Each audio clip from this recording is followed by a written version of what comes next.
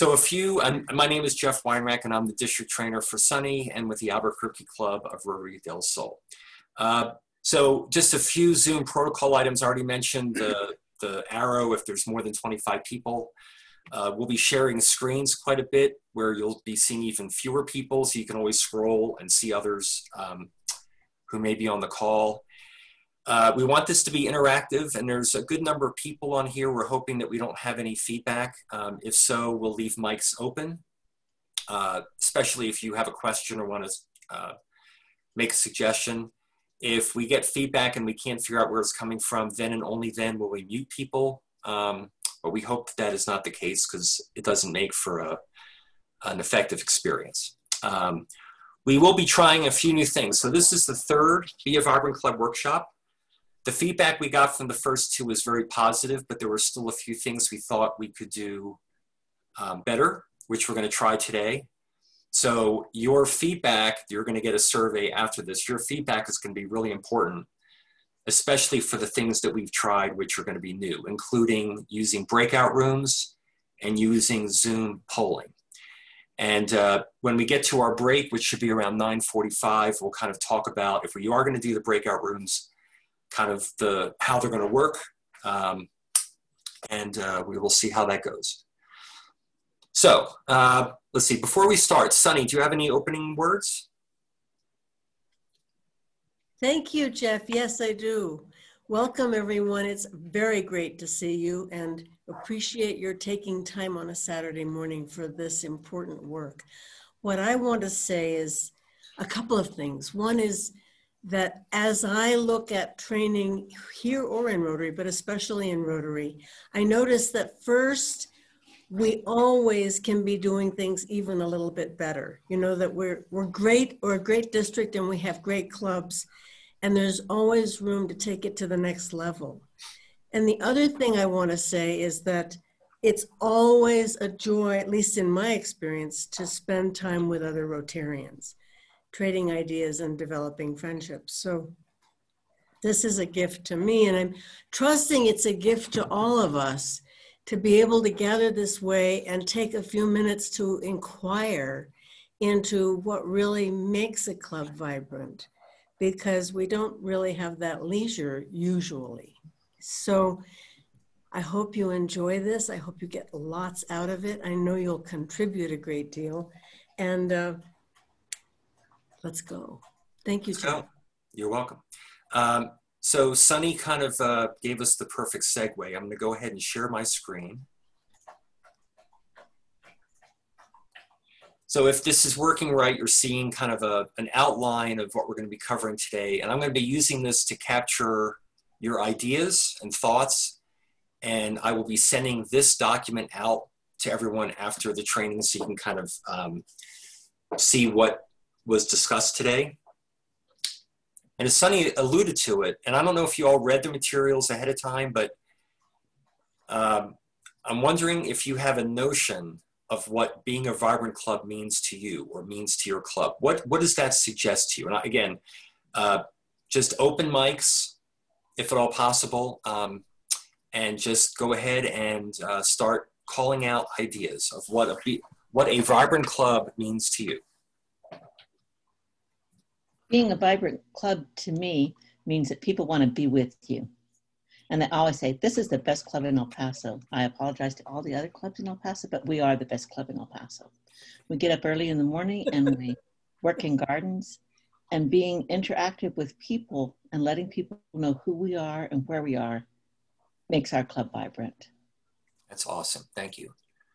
Other thoughts about being a vibrant club? This is Ed Robertson in Albuquerque, and my idea of a vibrant club has always been always having something going on that helps others, which goes along with one of our mottos, which is do good in the world. So just being busy, you know, always having something going on that's helping others. Excellent. Thank you, Ed. What else? It's Mark Tobias in here from the Downtown Club. I think that it's about having a club that's engaging for its members, and that has acquired a sense of belonging for its members.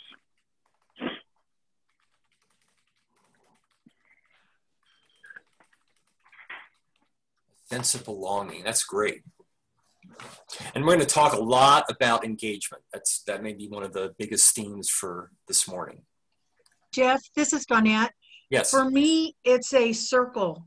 So it's membership increase that feeds involvement, that feeds in projects in the community and world. Yeah. And if any part of that circle is broken, it kind of breaks the other parts of the circle too, doesn't it? Yes. Jeff, this is Frank. Good leadership that inspires club members to be active, not only in club projects, but also active in recruiting.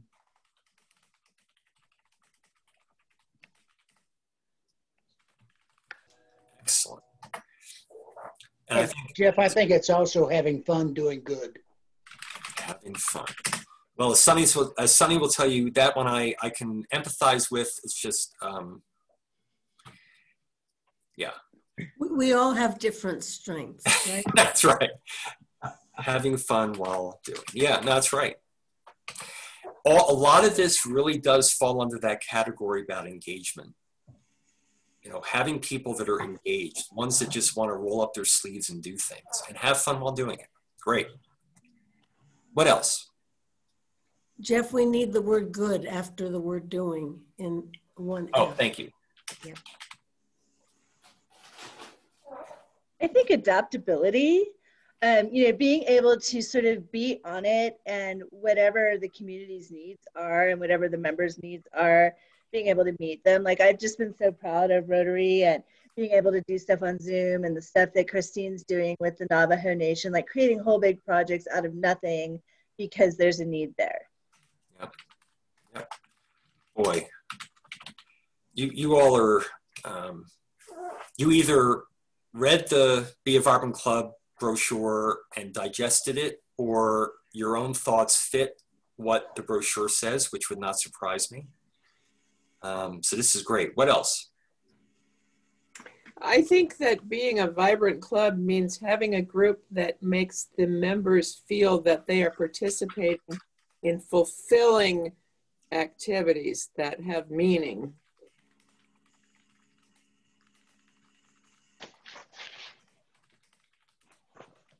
So I think I captured what you said, Eileen. Is that, did I get that right? That they feel fulfilled by these. Oh, thank you. Oh, Fulfilled. I love that word. Thank you. perfect. Will help if I can spell it right. Okay. This is Sandy. I think too, we need to groom our future leaders. I mean, it's great to have people engaged, but the same people can't be doing the same thing. That is so true. For me also, it's, and they're not necessarily exactly the same, but they fit, is having new members take on good roles in the club. Mm-hmm. Get them involved early. Members involved. Yeah. Robert Mundy, Los Lunas. I would think that a vibrant club is one that is relevant to its community.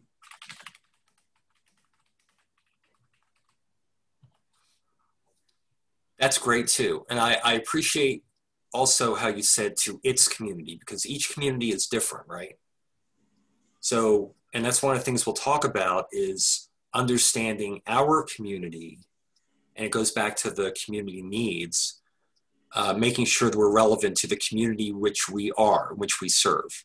Yeah, great. Thank you, Robert. What else? Randall. Hi, Randall. Hey, good morning. Just jumped aboard. I would say, to be succinct, there's two elements, I believe: entertaining and informative. What was the first one? Entertaining and informative. Personally, any organizations I'm a member of, if it doesn't have those two elements, I don't feel comfortable, and I check out. And Randall, can you let us know what club you're with and what your role is?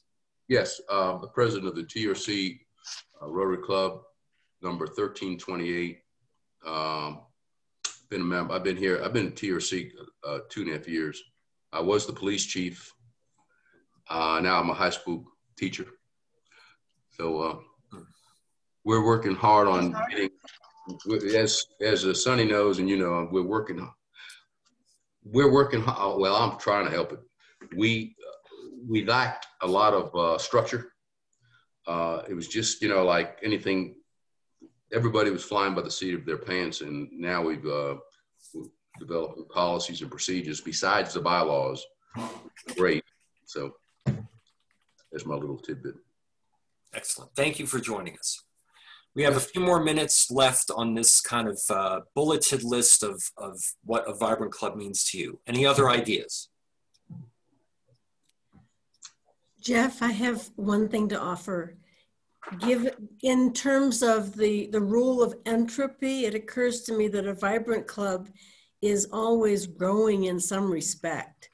You know, reaching out, trying new things, being expansive, being welcoming, attracting new members, trying new service projects.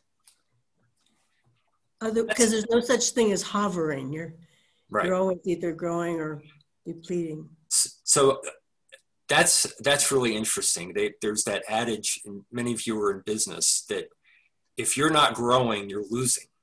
Because if you're not growing, your competitors likely are. So if you're kind of in status quo mode, you may actually be falling behind. So it's always good to kind of keep moving forward, if I can kind of capture what you said there. Yeah, and the other thing I would say is if you have all these other things that were above that, then the growing is happening. Right, in some respect. It may not be in all respects, but at least in some respect. Yep. Yeah, I've got one more. Yeah. Flexibility in accomplishing club and district goals. Okay, what was the first word? Flexibility. Got it. In accomplishing club and district goals. We're going to talk about that too. And it's interesting because several of you said adaptability and flexibility. And that's part of Rotary's strategic plan for the clubs, is to be more flexible and adaptable and willing to change. And that was pre-COVID, right, Sonny? Right. They were thinking ahead, saying we just need to be adapting and being flexible and not just staying in our comfort zone. And now with COVID, we're kind of forced to be adapting and flexible. So, excellent. Yes. Hey, Jeff. Randall, may I add something else, Jeff? Yeah. Yeah, Sonny talked to me way in the beginning, and I think, I don't know how to put it, but she kind of grounded me on some of my thinking. The club we have to understand, as you know, presidents and so forth, that we're dealing with volunteers. They're all volunteers. And, you know, like I got this thing like someone just want to go to the meeting, have lunch and take off. But that's the way it is. So we got to have this balanced culture that we understand that they're all volunteers, and we need to somehow get this balance of service, but they're volunteers. Yep. And understand that, because I was like saying some people just don't want to do anything. They just want to go to the meeting and leave, and you couldn't get them to do anything besides go to the meeting. And Sonny said, wait a minute, Randall, we got to understand this, you know? So, because I've got that militaristic, regimented thinking. Yeah. And, you know, there are some that told me that, you know, you get too structured, they get worried. But, but one did tell me, she's the publisher of the newspaper. She said she's glad we're doing it because we needed it. But there's got to be a balance. That's what I'm trying to say. Agreed. Ron, did you have something? Yeah, Randall, I'll add to what Randall said. Actually having active members with a lot of positive energy, that keeps people going. Yep. Jeff, I have a few things. Go ahead. Yeah. So I think having a strong leadership team for the club helps the club be vibrant. Yep. And then a club that connects and engages with the district and Rotary International, connects outside of their own club, is more vibrant. Excellent. Thank you, Tony. Arturo, you raised your hand. Do you have something to add? Yes, just something, what Randall was talking about. From our club, we're with the best club in El Paso. No pun intended. One of the things that we have seen in the past is a little bit of a challenge.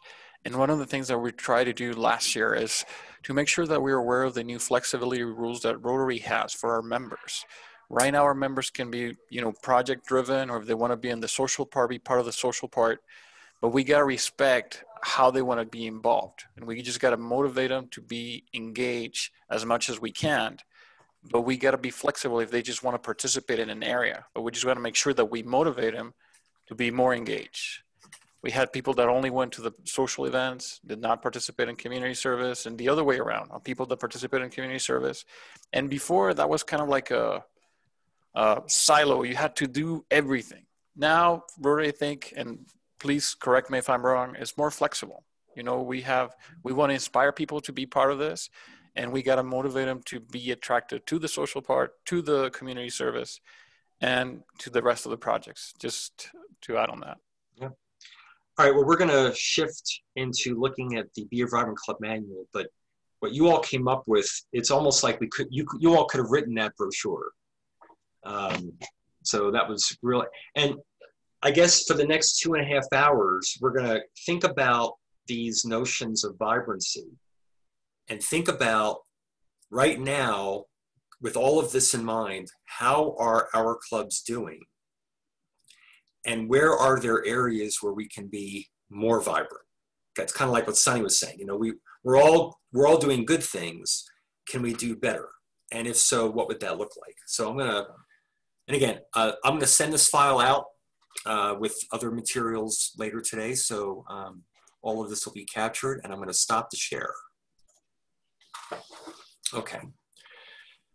So that brochure, and I hope you all had a chance to take a look at it. We are going to go through it, but there are on that 4th page a number of hyperlinks to other documents that would be worth taking a look at, like strategic planning guide, member surveys, things like that. We will talk about them, but we're not going to go and look at them, especially because you may be doing it differently in your clubs, but we're going to talk about all of that as we go through our next section. That brochure, and it's relatively new, I'd say like in the last year. What I like about it is it's short and sweet and to the point, and it's got a lot of visuals. And those 10, if you will, notions on the 4th page are really like best practices. They're things that effective Rotary clubs have in common. They're not things that we all have to do, all 10 of them, but they're things for us to think about. But as you pointed out, there's other things to think about. That's why we kind of wanted to go through kind of an initial brainstorming on kind of what you thought it meant to be a vibrant club. So any questions on this whole workshop today before we move on to the brochure?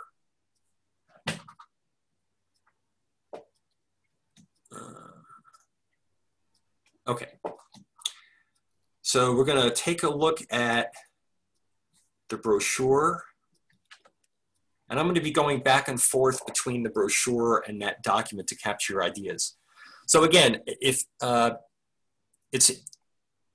you should have received this in an email, and it's nice to have it electronically because this last page, all of these items in bold are hyperlinks. Most of them are hyperlinks to files that are on the Rotary International website, and they'll just download it as a PDF.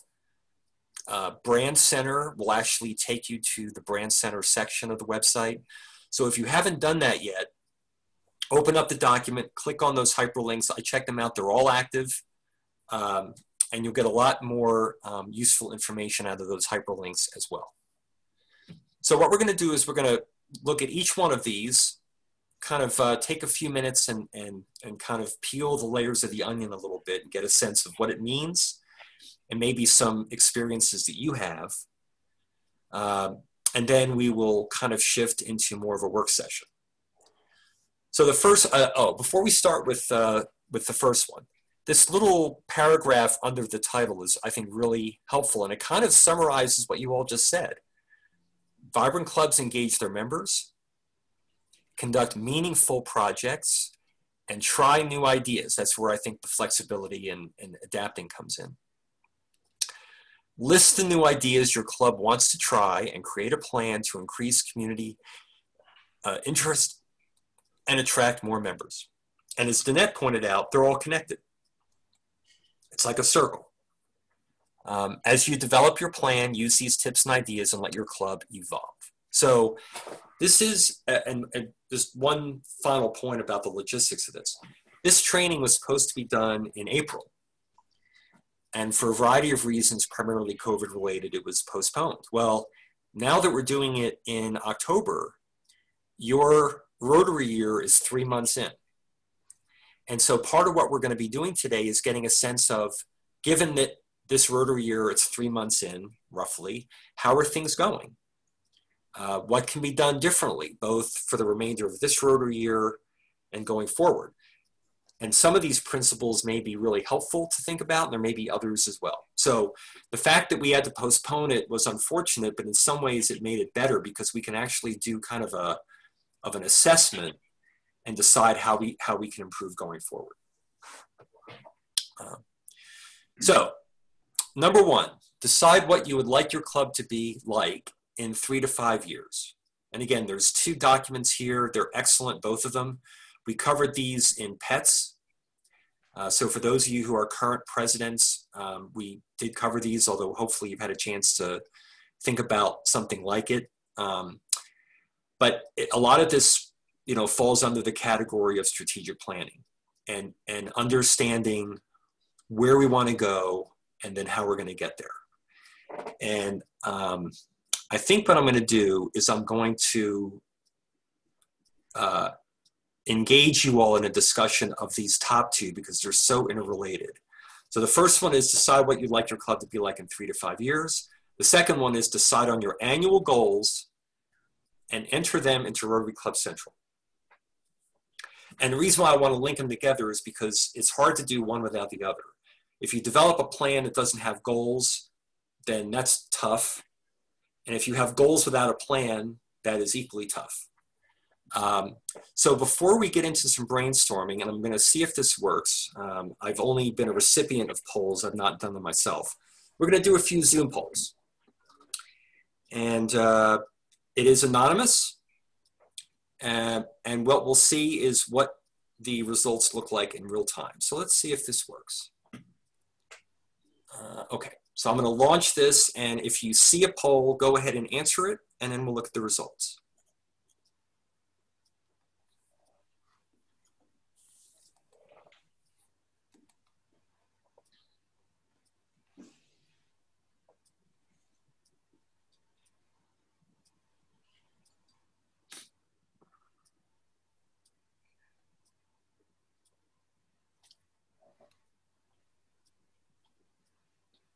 Okay. Do you all see the results? Yep. Cool. So 52% yes, which is excellent. That's great. 22% are no, and 26% are don't know. And I'm adding the don't know because some of you may not know. Which is an opportunity in and of itself, especially if you are, let's say, a member of a club that doesn't serve in club leadership. It would still be good for the leadership to convey to you if there is a plan or if there's not a plan. But 52% yes, and it does say more than 1 year. So that will be helpful when we get into the strategic planning section, because we'll want to hear kind of what works well and what doesn't with that. Okay, so I'm going to stop that one. And now we'll ask the next question.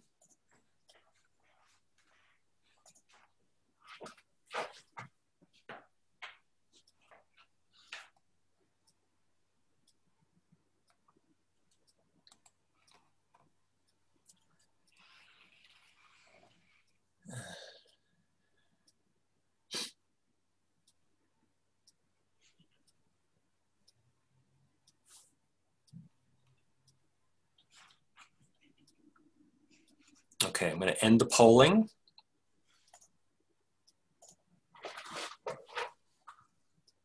So again, 58% is a yes, 13% is a no, and the 29% we don't know. Sunny, any feedback on that? You. Well, I'll say something you've heard me say before, which is please enter your goals in Rotary Club Central. We can talk more about what kind of difference that makes. There are lots of advantages.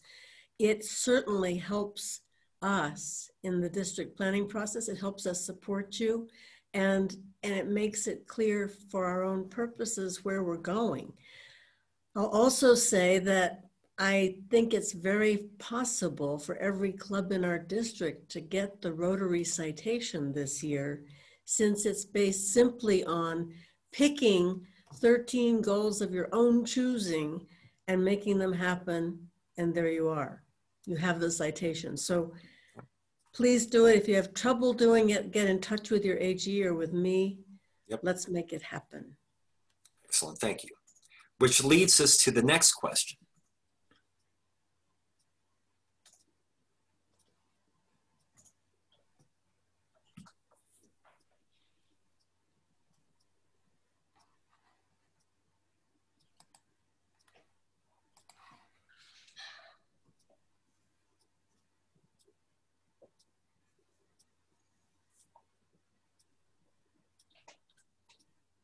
Okay, I'm going to stop the poll.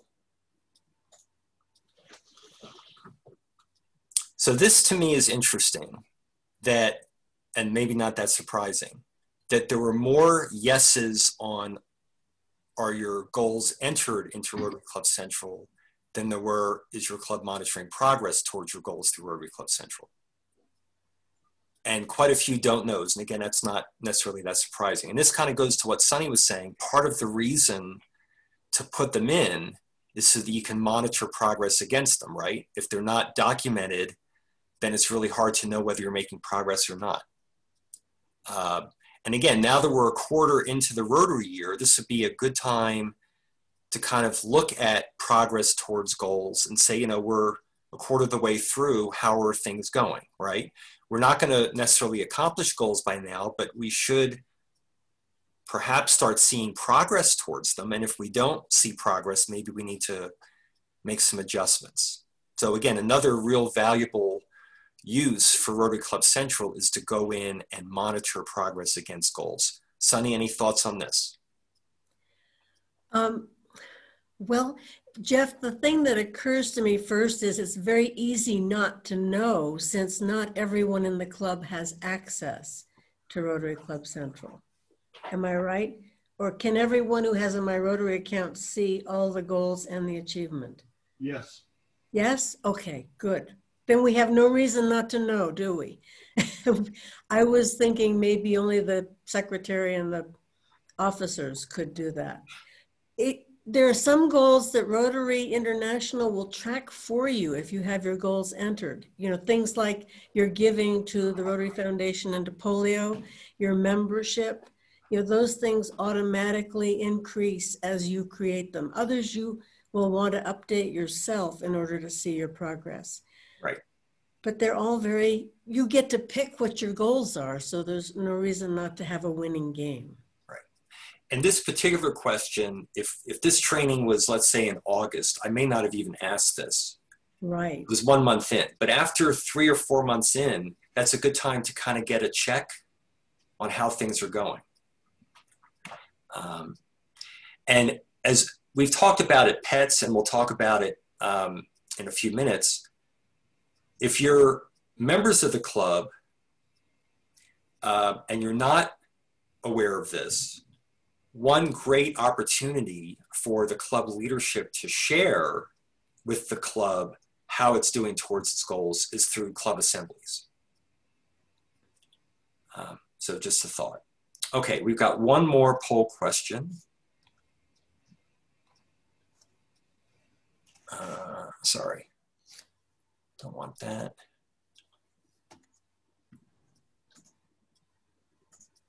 Okay, this is the last one for this section.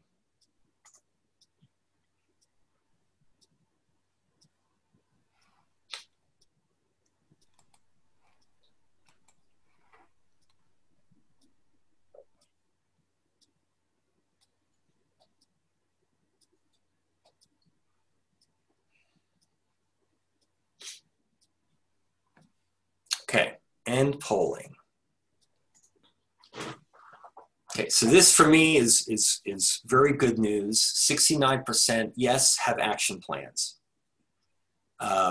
That's really good because a lot of times clubs may have a strategic plan and they may have goals, but they don't have action plans that are being executed to help accomplish those goals. So that's a really good sign.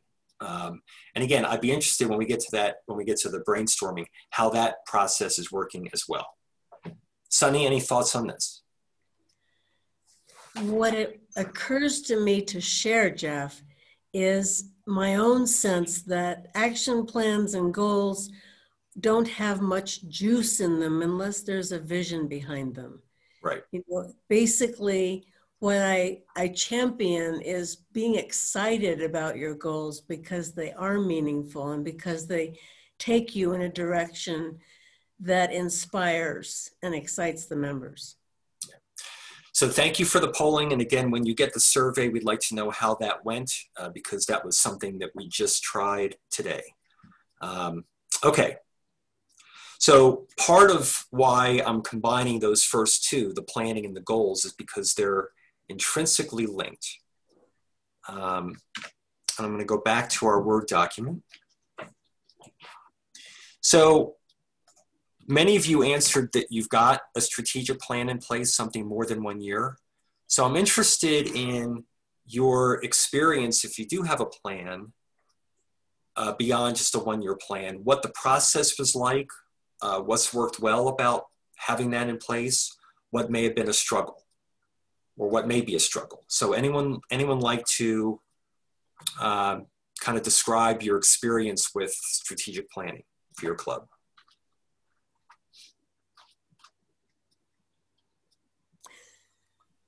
So this is Jen from Albuquerque Metro.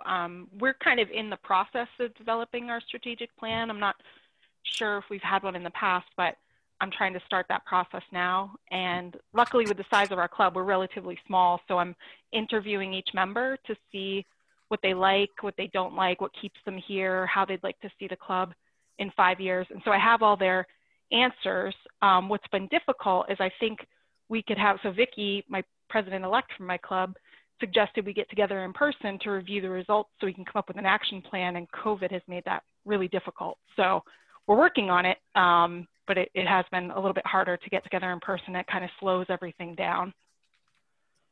Yeah. Have others of you found that it's not impossible to do stuff like this by Zoom, but it is more challenging? Yes. Yes. Yeah. And who knows how much Definitely. longer, yeah, it's, you know, we don't know how much longer we're going to be in this situation. You know, it's a great plan B, it's just not the same. But challenges are just opportunities that we just haven't figured out how to make them opportunities yet, but we are working on it. Others who have had experience with strategic planning in your clubs, what's worked well and what's been challenging? Randall here, Jeff. Go ahead, Randall. Yeah, I think you and Sonny are cognizant of what we did. We, again, we didn't have a lot of structure, and I went back and looked at our strategic plan. It was formulated about 4 years ago, and he's the county manager, and of course, he's very methodical. Of course, he's no longer the president. So I took his and I tweaked it somewhat, embellished it, and after about 3 or 4 presentations to the membership, entire membership, and then the executive board, we finally formulated it. And I sent you all a copy of it. It's pretty thorough, but you know, and I'm just, my culture is, if you're going to write it, you better do it. You know, don't just, you know, a lot of eyewash. So we, everything we lacked is in that plan.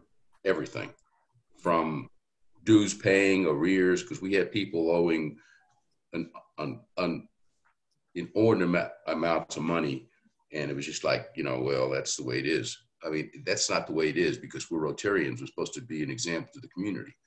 So we just finished the arrears and dues policy and procedure that lists what happens when people go into arrears, and it's very reasonable, and we're addressing it. And in fact, I went to the plan while you were talking, and I made a copy, and I got it in red, said executed on 10/2/20. So I'm checking off the items as we're doing them. So we'll keep thank you. You just raised a really good point too, which is plans need to be documented, but then they don't sit on a shelf. They need to be continually reviewed. They're not necessarily being continually changed, but people don't memorize all this stuff. And it's really good to kind of remind ourselves, what did we say we were going to do in the plan? And how's all that going? Jeff? Yes. The other thing on that adaptability and change is that they're not written in stone.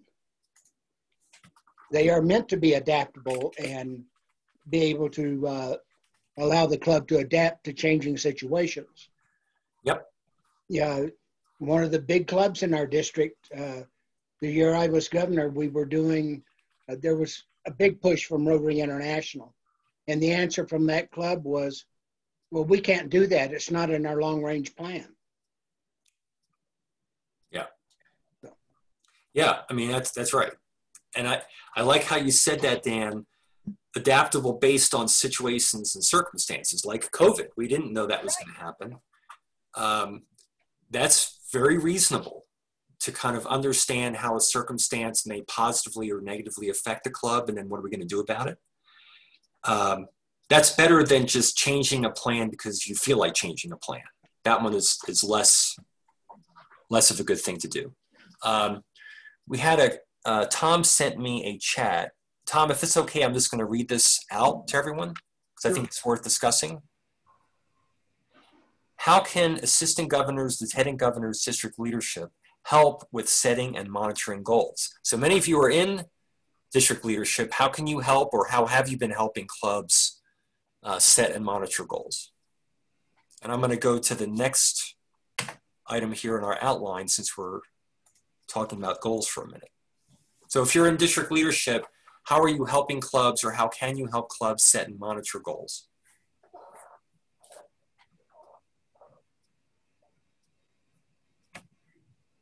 Jeff, I'd like to add something to that if I can. Sure. I was an assistant governor for 4 years, and Ron Hensley now has my clubs. And with the Grants Club, it was important that I knew exactly, the importance of the goals, and I really had to walk that club through the process and help them get their goal set. And in fact, for two of the presidents that I worked with I ended up putting the goals in them for them because they either didn't have the time or the knowledge or to be able to do it themselves. So I tried to teach them to how to use Club Central and how to get in there and do that. But in some cases, I ended up putting their goals in, with them helping. But I actually ended up doing the work and putting them in. What about monitoring goals?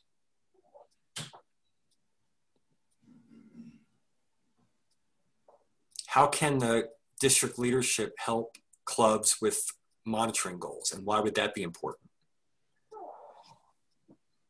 Jeff, this is Tom.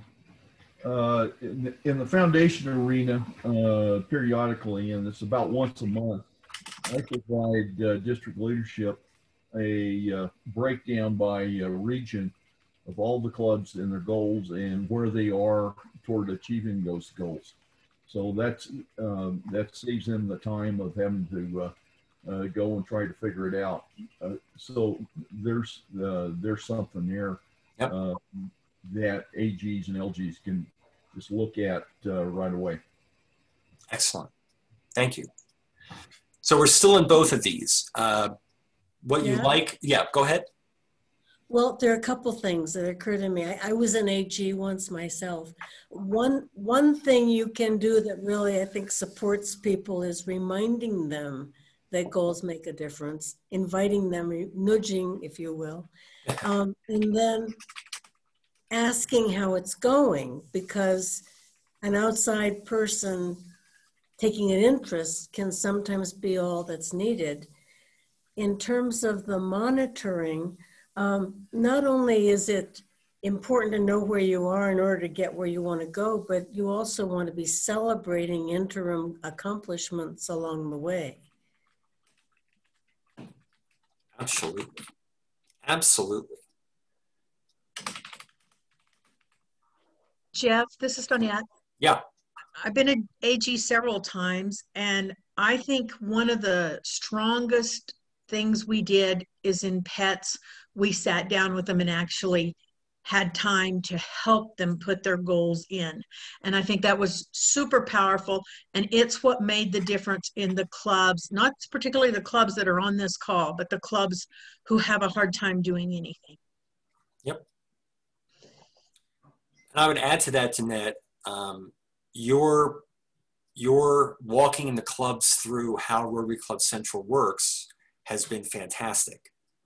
Thank you. Especially since we can do it online now. We don't have Wi-Fi problems at the various hotels. So that's been great. Thank you. Yeah. Anything else about the strategic planning process? Yeah.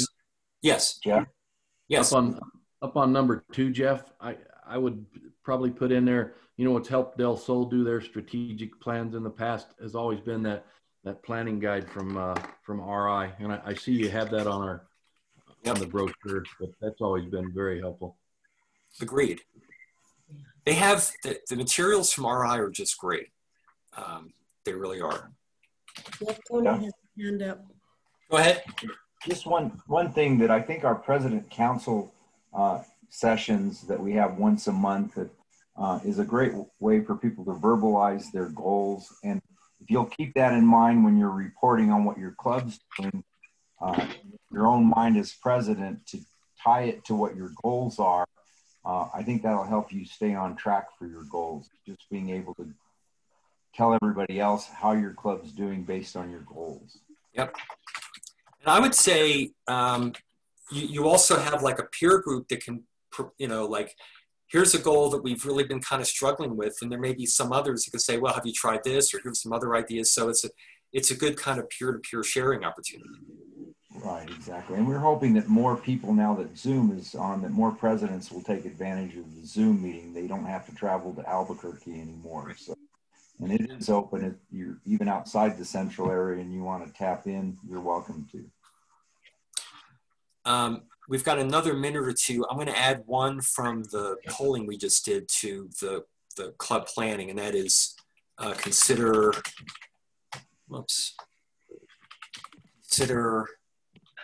action planning for shorter time period. 1 year, whatever it happens to be, but just something that a lot of your clubs are doing it. That was really positive to see, but without action plans, it just gets really hard to focus on goals.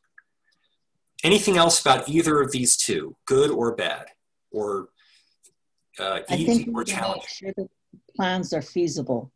Yes. Sometimes we have pie in the sky plans that, yeah, we would love to do that, but we're never going to be able to do that. We're never going to be able to cover the world with a mosquito net, but we can cover people with mosquito nets. So, yeah. So with what you just said, Wendy, I'd like to add under number 3, and I'll just put down the acronym. Most of you are familiar with it, but the idea of SMART goals. Right. And part of the notion of SMART goals is that they're feasible. They're not pie in the sky. They're manageable. They're things that we can legitimately do.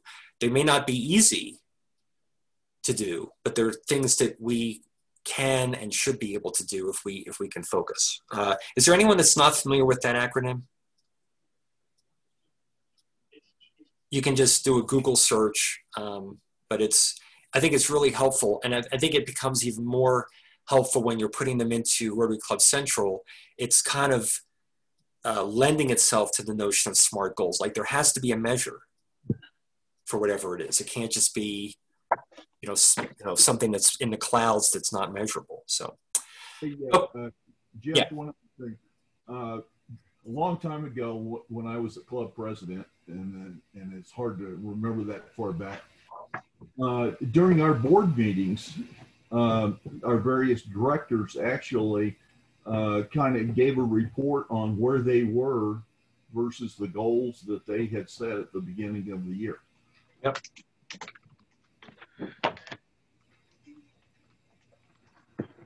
Yep. I think it's also important to have milestones. Yes. To, as you're measuring the progress that you've made, celebrate it. Yep. We did that with our garden project that we're doing right now. Celebrated phase 1. We still have phase 2 and phase 3, and we haven't seen any baby plants yet, but we celebrate the successes. Excellent. I would add to that at the same time, if something is not working well, we're not Debbie Downers. We're being open and honest. Like, okay, we're 6 months in. This was our membership goal. Here's where we are. We're not on track. What should we do differently to make it a positive? What should we do? As opposed to getting down, because we're not going to be successful if we're not motivated to do something better if it's not working. Okay, thank you, Tony. Really appreciate it. Okay, well, let's go ahead and go back to the Be a Vibrant Club manual, and let's look at the next few items.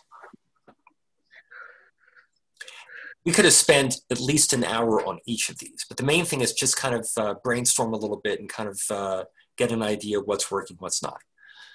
Hold club meetings to keep members engaged and informed.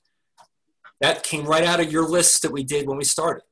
Engaged and informed. You all talked about that. And there's a couple of links here as well. There's that member satisfaction survey, which I think there's some really helpful parts to it. It's also kind of long, which I personally, I'm not thrilled about when it's a long survey, but I'll certainly take pieces of it that I think are relevant and use it. And then there's going back to kind of being adaptable and flexible, varying meeting formats. And that's more than just, whoops, hold on a second. Sorry. Okay. Jeff, if you'd like to help, if you want to make me co-host, I'll be glad to help you out on that. Okay, thank you. So anyway, we're forced to vary meeting formats now, right? Because a lot of us are not meeting in person. But there's other things for us to think about when we get back to meeting in person. So I'm going to go back to our Word document.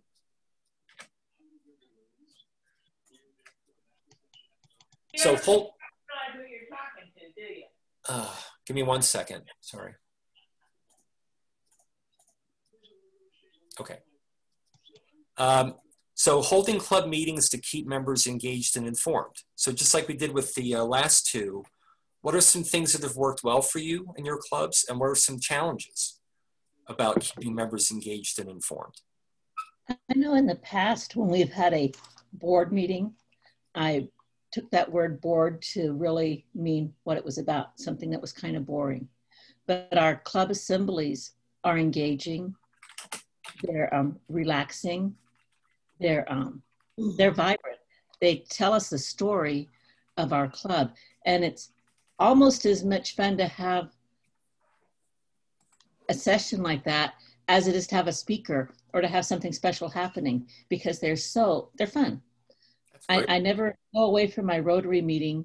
I'm glad my Rotary meeting is Wednesday morning, because I know Wednesday is always going to be a great day.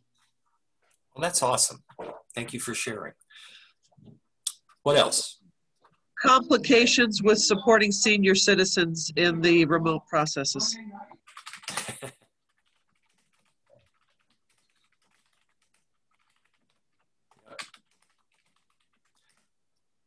Hi, Michelle. Good morning. I think everyone knows you. But if you are so inclined, please let us know your club and your role. Oh, sure. I'm sorry. I had a client phone call that started about 3 minutes before the meeting, and I had to be on with him for at least a half an hour. Michelle Frechette, Rio Rancho Rotary, with my good buddy Roger and Frankie on here, and I do district youth exchange. Great. Thank you for joining us. I don't know about you all, but I am finding that the longer we've been doing remote virtual Zoom meetings, the older Rotarians are starting to kind of come around. There's still quite a few that are not, but some of them have taken the plunge. And I think Sunny has mentioned at the district level, we want to provide as much support as possible so it doesn't seem so awkward and so challenging. Because we don't want that to be a reason for people not participating. You're speaking of Michelle, right? Her Nice, Dan. Very nice. Yeah. Michelle. Yeah. But I don't know if others have noticed, but some of the older Rotarians, if they were holding out, are starting to come back a little bit. Hopefully that will continue. What else? Yeah. Yes. A couple of things I've noticed, and this applies to both in-person meetings and Zoom meetings. One is keep an element of surprise so the meetings are not rote. It could be a clean joke contest or a trivia contest or just Rotarians sharing about themselves. The other is liberal doses of acknowledgement for accomplishment, for showing up, for everything there is to acknowledge. Yep. And again, I think that whole notion that Rotary International is wanting us to be flexible and make, and be adapting, a lot of it falls under this. How do we make those club meetings more interesting? What might have been an interesting club meeting 20 years ago is going to be a snoozer today, right? So what are those changes that we're either considering or we may want to consider to keep members engaged and informed? And keep in mind, that's not limited to meetings too, right? Engagement is beyond the weekly meetings, but that's certainly a part of it. So COVID safe service projects and happy hours and whatever we can do. Yep. Okay, anyone else who has other thoughts or things to share about what you're doing to keep members engaged and informed, or maybe some challenges that you may have?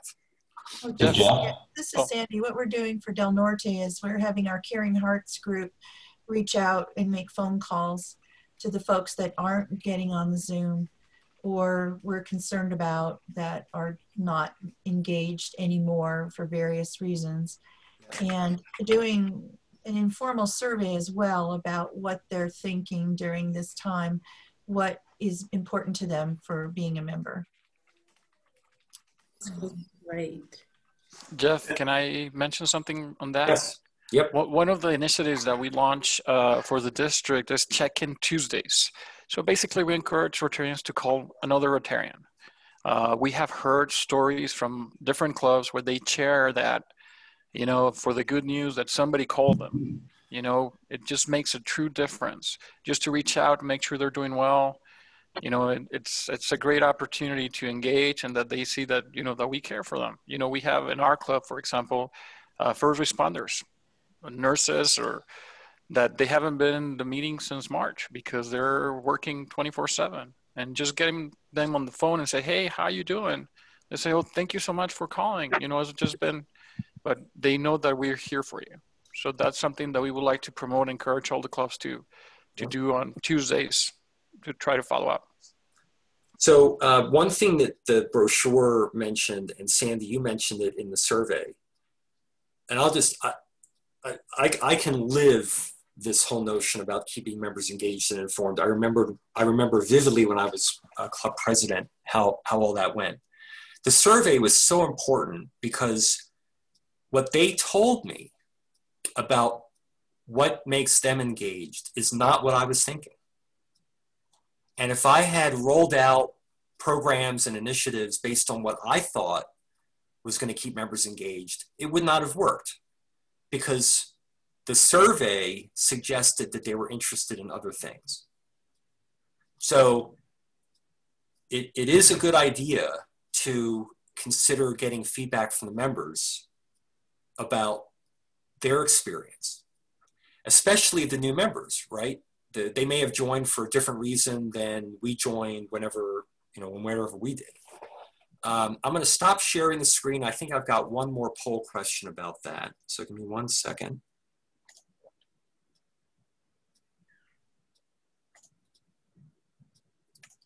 Let's see. No, I don't want that. Sorry. Okay. Polling question coming up.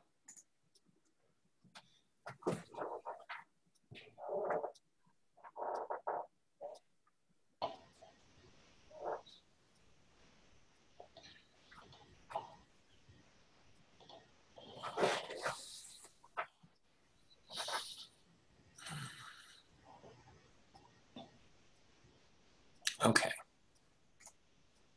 Jeff, I found that polling is very valuable because where you don't know how I voted just now, I voted because it's important for me to know.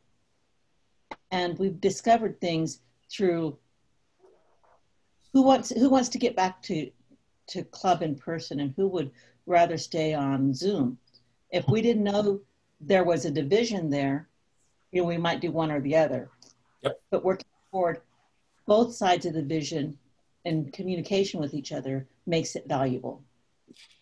So 80% of you all said that the survey, members were surveyed, if not this past year, at least within the last 2 or 3 years.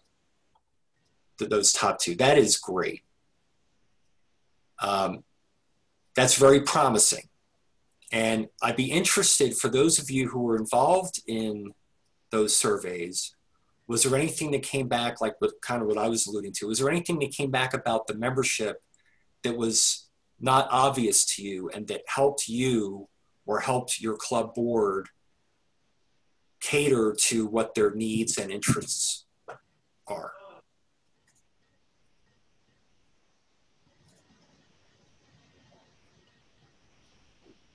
Frank, we did one for our projects like 1.5 years, 2 years ago. How did that one come out? Which one are you talking about? We did that survey regarding what projects we were going to do next in terms of fundraising. Oh, that's right, yeah. Fundraising ideas. How did that one come out? Because I think that was during your year. Yeah, we did a spider survey on what projects and what order we wanted to do our projects in. And that was very helpful because that year we were able to decide on what we wanted to do and what we thought we could accomplish during that year. Yeah. One other thing about surveys, and then we'll move on. It's very important we are not monolithic, right? It's very important to understand what the majority of the members in our club think or feel. It's equally important to know what the minority of the members in our club think and feel. Because if they think very differently and there's not some opportunity to cater to their needs, they're going to lose interest. They're likely not just going to fall in line. So oftentimes when we look at surveys, we look at the higher numbers, but it's also important to look at the smaller numbers and what we can learn about that as well. So any other thoughts about member engagement, sharing information, the notion of surveys, things like that? I'm going back to college right now, and I took a statistics class at the beginning of the year, which was really interesting. I really loved it. But it helped me see that the outliers are just as important as the mainstream. Right. Because first of all, why is there an outlier? Is it something that we need to address? Is it something that we need to eliminate? So I really appreciate your comments there. Thank you. I think it's also, once again, important to recognize those people that aren't terribly computer literate. And if it's a survey that we're doing on the computer, that there might need to be the BFF of that person to make sure that they actually answer the survey. Yep. I think it's, so I also, in my previous job, I was responsible for customer loyalty. And we did a survey with numbers for specific questions, but we also had open-ended questions, and we called the responses to those verbatims. And we got the most information out of what people said. I mean, the numbers were good to show overall trends, but it's really important to get some kind of feedback individually, custom to each person, to get their insights as well. Yep, could not agree more. Yeah, I'll typically spend more time looking at the comments than I'll get the scores like you just said, but then the comments are really kind of eye-opening. So, okay, I'm gonna go ahead and save this. And again, just things to think about. When we get into the breakout sessions and after today, you'll have more of an opportunity to think about what this means and kind of what you may want to consider going ahead to be more vibrant. I'm going to make a quick change. We're going to take a break at 9:45. And what I'd like to do is, Bruce, if you're okay with this, I'm going to skip the next two but come back to them. And then have you pick up on the bylaws and then going forward. And then however far we get, we'll take a break at 9:45. When we reconvene, we'll finish. By the way, we're also going to take a picture. So when we come back from our break, which will be at 10 o'clock, Arturo will take a picture for all of us. So we need to be happy and smiling for that, even if it's forced. So Bruce, do you want to go ahead and start with the bylaws section and work the next few until we take our break? Sure, I'll be happy to. And just let me know if you want me to switch back to the Word file to capture ideas and what people are coming up with. Oh, okay. I was going to ask, do you have any poll questions for mine? I did not. No, okay. Okie dokie. Okay, great. Well, good morning, everybody, again. So we're going to skip down to the section on adapting your club's bylaws to reflect the way your club works. And, you know, when I first saw this, I said, that's interesting.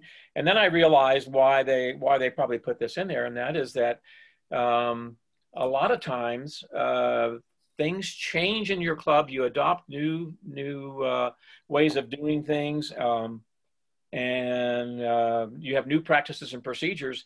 And sometimes we do what? We forget to update the bylaws. And so I'd like to kind of start out by asking for, you know, for examples of practices or procedures that your clubs have done. And I'll start.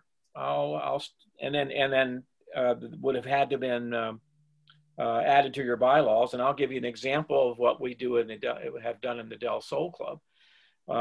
Most recently, we made a change to our bylaws when we started our satellite group. So we have a satellite group of which Jeff is, I think, the co-chair for that this year. And so the satellite group, we put it together because we saw a need for our members. Members were having a hard time. We're a breakfast club, by the way. So members were, we saw that some members had a need for something other than breakfast. It was difficult for them to come, especially if they have young kids. And also cost. The cost of Rotary was going up, and some of the folks were having difficulties with that. So we wanted to have a lower cost alternative.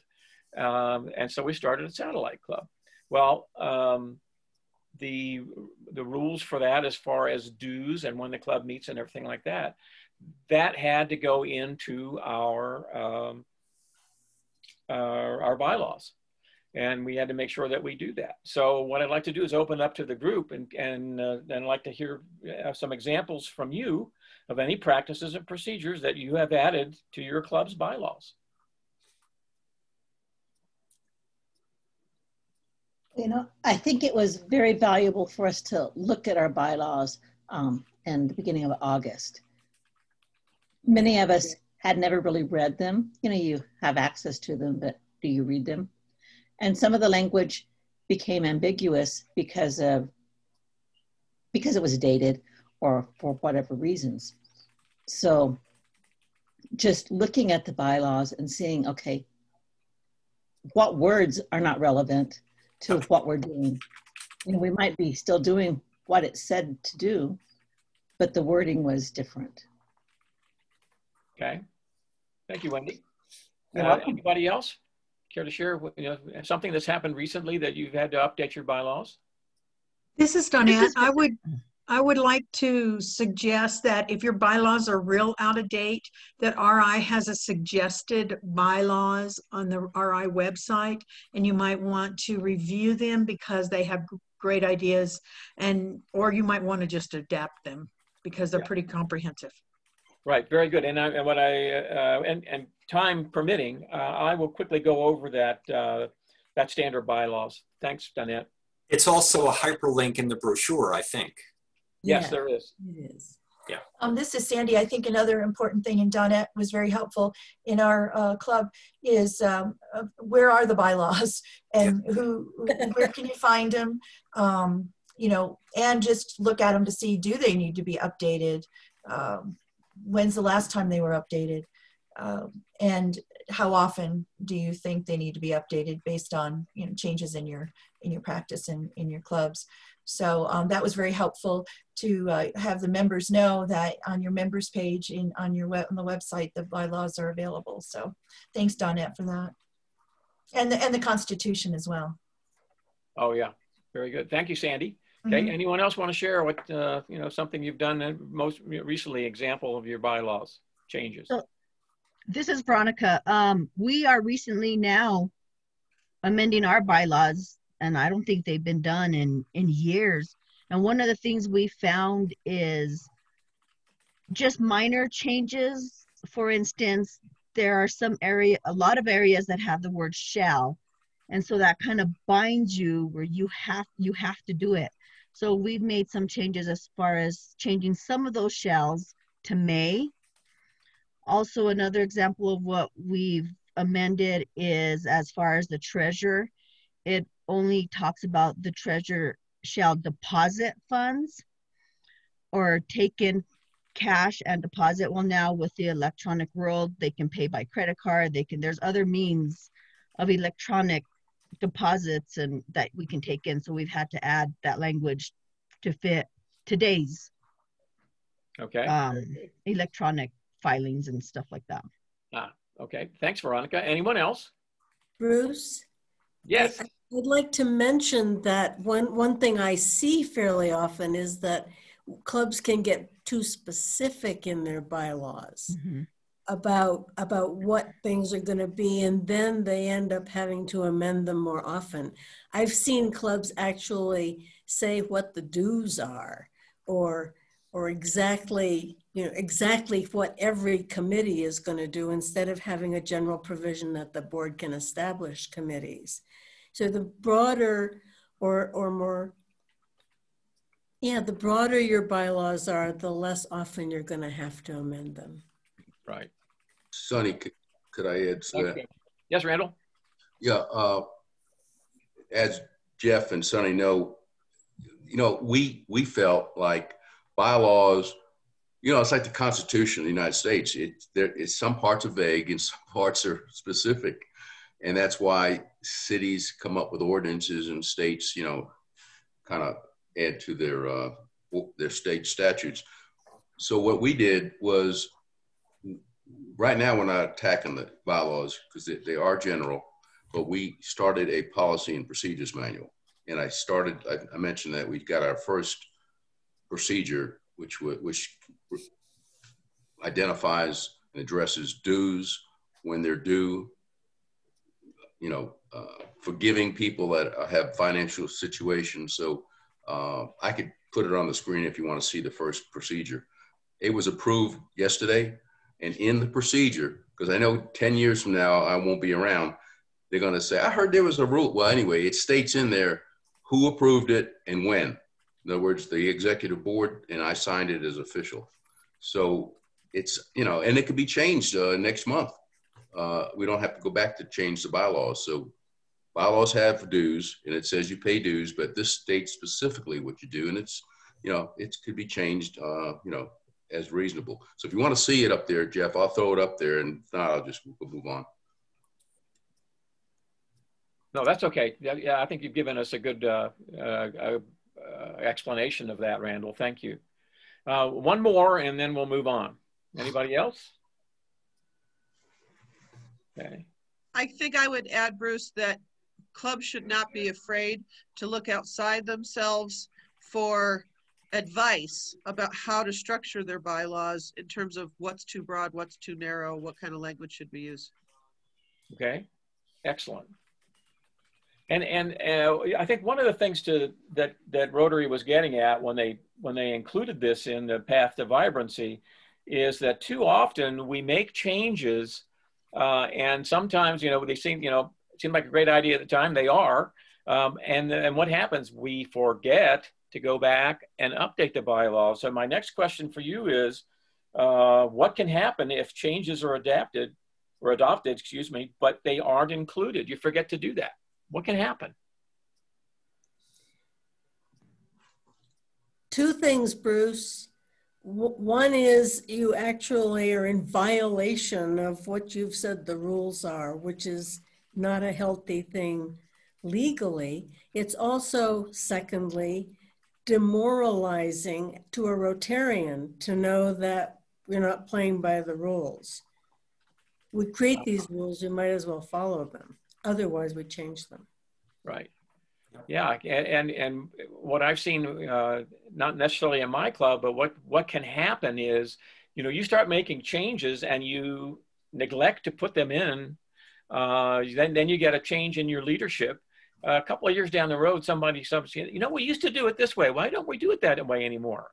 Oh, because we've had a change in leadership and they decided to try something else. But since it was never put into the bylaws to begin with, we just got kind of forgot about it. Right. So it's really important, when you make a significant change in how you're running your club, that needs to be documented, and the bylaws is where you do that. Okay.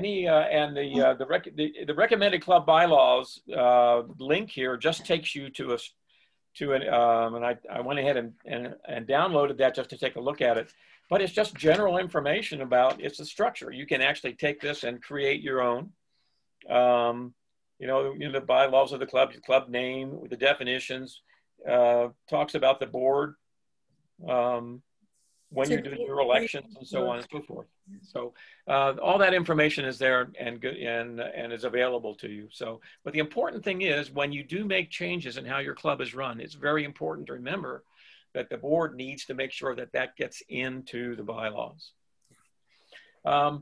Moving on to the next area, which is developing strong relationships within your club. And when we talk about here, we're talking about new members. And this will be number 7. And it says there that we'll find suggestions in introducing new members to the club. This is the link will take you into Rotary, and they have an entire thing on introducing new members, and it starts with orientation. And the orientation is, what do you cover orienting your members? And I'd be very interested to know from the audience here today, what do you do in your club to orient new members so that you don't lose them, they don't get forgotten about. Anyone like to suggest on what you do in your clubs to orient your new members? Hey, Bruce, I can tell you what we do in Del Sol, which you're very well aware of. But yep. So our new members come in, and we usually have a committee that sits down with them and talks to them, go over what our club does, and then they try to plug them into a committee that would be of interest to them. That seemed to work out pretty good. Okay. And when does that start, Ron? Does that start after they're members or even before that? Well, yeah, that's a good point, Bruce, because we have a meeting with a potential member before they join the club to make sure they understand what our club's about and make sure that it's a good fit for both of us. Okay. Well, and this is Ed with del Sol. And since COVID hit, we've changed a little bit. And but one example is we've got a new member sworn in a couple of weeks ago, and into our satellite group.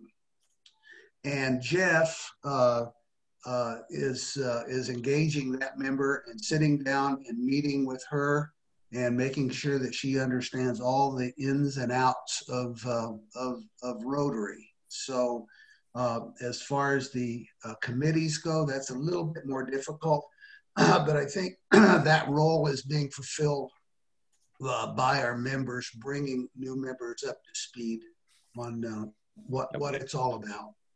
All right.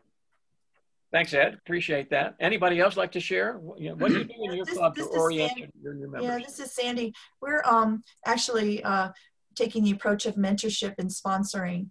When you bring a new member in, you're the sponsor of that new member, but we also assign a mentor to, it could be the sponsor as well, but just making sure that that person is not left out, and especially during the pandemic, because we're not really in sync with the usual way we do things. So sometimes communication can be a little bit of a problem. So we believe that if we have one-on-one with the new member, that's very helpful in keeping them engaged. And then Bob and I were talking, and we were thinking even to get the new member, before the new member, is just making sure that we are offering our community service projects to the general public, because those folks might be interested in joining us and therefore becoming inspired to become a member of our Rotary Club.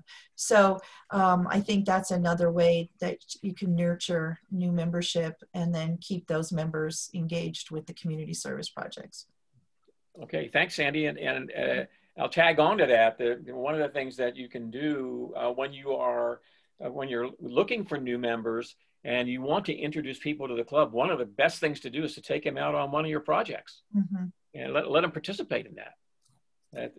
It's great when they can actually have hands-on example of what your club is doing in the community. That's super. Anyone else want to share? Bruce Arturo has his hand raised. Yes, Arturo. Bruce, something that we did when we were planning to do, it's very difficult to get everybody for a training for 2 or 3 hours. So what we set up, it was a Monday, 30 minutes, grab one of the, the more, I don't know, experienced Rotarians to give a presentation about different topics. And it was open to all the club members. So 30 minutes, it was a 30-minute talk, 20-minute presentation, and 10 minutes for questions, Q&A. And that really helped us out to increase the participation of all the members, including new members and the rest of the club, just to give an updates about different topics. Okay. Outstanding. One more. Anybody else want to share what you do when you orient your new members?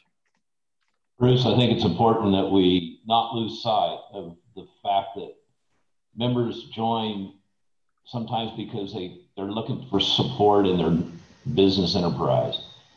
And supporting that business enterprise can be instrumental in how they feel about what they've just committed to do. And so letting them talk a little bit about who they are and what they do for a living or what their business is all about is a good start. But I think actually sending referrals their way and helping them with sales, and just letting them know that we understand that for people that are still of a working age, not retired, making a commitment of time and energy for club activities is a sacrifice, and that sacrifice can be rewarded with new business referrals for them. Okay, thanks, Roger. That's a really good point, Roger. Actually, what Roger's saying reminds us that part of the orientation process wants to be getting very clear what their expectations are from being a Rotarian. Right. So that we make sure that they're met. We're going to be talking about expectations here in the next section. When we talk about recruitment and looking at, when we're recruiting new members. And Bruce, and if I just can tag along on that, we have heard from new members that's one of the main reasons why they join. Yeah. The new entrepreneurs, new business owners, they want to network, and Roger's point is spot on what they're looking for. Right. Yeah, and just to take one last thing on that is vocational talks, and we're also highlighting our new members in our newsletter as well. So just get them out there and meet the other members. Cool. Okay. Great. Thanks, Sandy. I think that if we go back to the bylaws, the integrity of our bylaws can make or break a new member.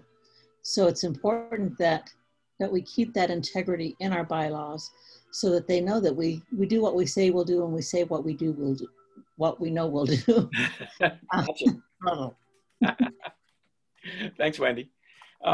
Yeah, if you go into and take a look at this link, you know, we're not going to do it now, but this introducing new members to Rotary, you know, basically it starts with the orientation and things to cover, you know, a little bit about Rotary itself, and then what are the benefits of membership, and then talk about your club.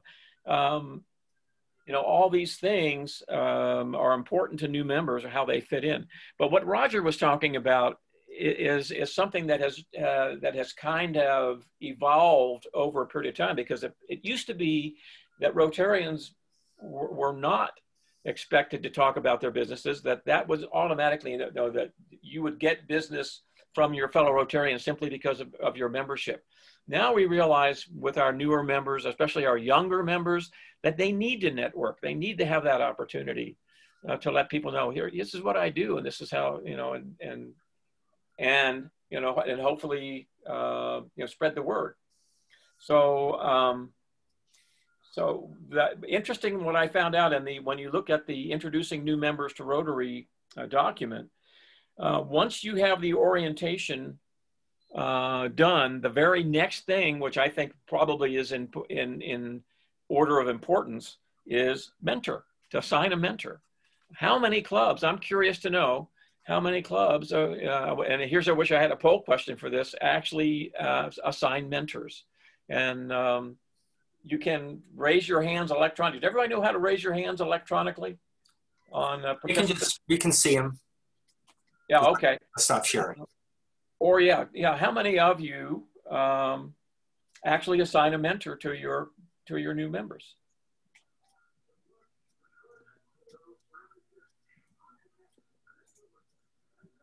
Not that many. Oh, wait a minute. Let me go look here. 31. There were 2 that raised hands. Yeah. With the participant list. You know, and I was talking about this when we gave this presentation last week.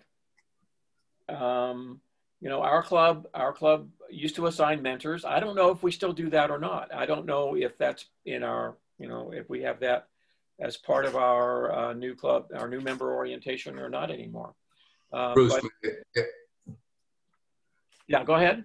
Randall, we haven't started it yet, but I started this when I was president in a club in Texas when I was there. We call it the Red Badge Program, and we borrowed it from some other club. They get a badge, a new member gets a red badge, which is, I think the club badge we have is typically blue. The new member gets a red badge, and they have to perform certain acts. It's methodical, and it's a checklist, you know, like 2 pledges of allegiance, invocation, bring a guest, do certain things, and they are assigned a mentor during this period. And once they complete all these and it's checked off by the person that's in charge of the program, the badge goes from red to blue, and it's like a little ceremony. So this ensures that they receive all the required indoctrination, and it's methodical. We haven't started yet. I'm waiting for us to go away from this virtual concept because it's better in person, but we're going to do that. We're going to reignite a red badge program, which is for new members. Okay, super. Thanks, Randall. Thanks for sharing. Bruce, this is Ed, and as you know, we've had a red and blue badge situation with our club for as long as I've been a member. And of course, like I said before, with the COVID, that has sort of gone by the wayside. But yeah, that's a very good idea. In our club, the red badge member has got to, at the physical meetings, greet everyone as they come in the club. And that way it makes them more familiar with the different members. Yeah. So that's something we've always done. Right. Thanks, Ed. And yeah, we have had to adapt to the COVID-19 situation. And yeah, we don't have greeters anymore. But I suppose we could have our new members greet people as they come online, you know, something like that if we wanted to do that. But we just recently, and we have a red badge program too, Randall, and our club and the Del Sol Club. And it applies to both our regular club and our satellite. And at our last satellite meeting, we just, I think one of our most recent ones, we recognized one of the members of the satellite club as completing their blue badge requirements, and they got their blue badge. The only thing I saw when we did it was you have to have a strong, enthusiastic chair of that, or it's going to die. And it started dying several times, so I had to change out the members, but it does work. And I might need to borrow some information from you when we start ours. Okay. I just want to mention that we've created a draft of a red to blue badge list of possible requirements that fit perfectly with COVID. Things like have a conversation with 5 members in your club by phone, just to get to know them and have them get to know you. The thing I would ask is that everyone who decides to do a red to blue program, be mindful of what's going to be truly useful as opposed to what's a bunch of requirements to make people jump through a hoop, which might turn them off or turn them away from being a Rotarian. Right. Thanks, Sonny. Appreciate that. Okay. Any other comments about your, you know, what you do at your club to develop a relationship with your new members? Remember, we're talking about new members now, not prospective members. That's coming up next. Anyone else want to share? If not, we'll move on. Okay. Again, this Introducing New Members to Rotary is an excellent document. A lot of good information in there. It talks about the orientation, what to cover, then goes on to talk about mentorships, how to get your memberships involved, and so forth, your new members involved. So we'll move up to 1. We'll get this one started, and maybe we can get this done before the break. Now we're going to go up to number 7 here. It's 8, which is make sure all members are involved in activities that genuinely interest them. Well, if we're going to do that, if we're going to make sure that we're involving our new members with activities that interest them, what does that mean to us? How do we find that out? How do we do that? How do we find out what is of interest to our new members or our prospective members? Ask them. Ask them. Who said that? I can't see. Me. Jen. Okay, yeah, let's ask them. And where can we do that? Well, as Ron Hensley mentioned earlier, we get with our new members even before they become a member to find out what their expectations are. I think expectations are the most important thing to know about bringing in somebody into Rotary. What do they expect of Rotary, and vice versa? What does Rotary expect of them? The best place to do that is before they become members. Let's make sure that we're all, you know, all on the same sheet of music about what Rotary is all about. So it talks about maybe conducting a member interest survey and using the results for that. But the important thing is get them involved early, even going back to before they become members, and find out what their expectations are. At our club, at the Del Sol Club, we used to do that at lunch. I'm not sure what we do now, but I imagine we still do something like that, maybe over a cup of coffee or something like that. And we find out what do they expect, and here's what we expect of you. And in many cases, you know, expectations will include the ability or the opportunity for our new members to talk about what their businesses are, what they do. So I think it's also valuable to know the culture of the other clubs that are in your area, because somebody might just move to El Paso and they found out that there's a Rotary Club because that's Holiday Inn they stayed in and it says Rotary Club meets here, but it's not a good fit. They're not a morning person. So if I know who's a noontime person or an evening person or a virtual person, if I know something about the other clubs, then I can say, you know what? I'd love to visit this club with you also because they're in your area and they, you know, you said that you really would like a lunchtime club, and visit with them. Don't just send them so that they're all alone again because they were there all alone at your club, but be a part of them and celebrate when the clubs around you grow, because we're not Sunrise Rotary, we're Rotary and we meet at sunrise. Rotary is a whole family in itself, and we should be excited when our other clubs grow, not in competition. I don't think we are, but some might be. Thanks, Wendy. That's great. Thank you very much. Anyone else want to share? What do you do to get your new members involved, or even your prospective members?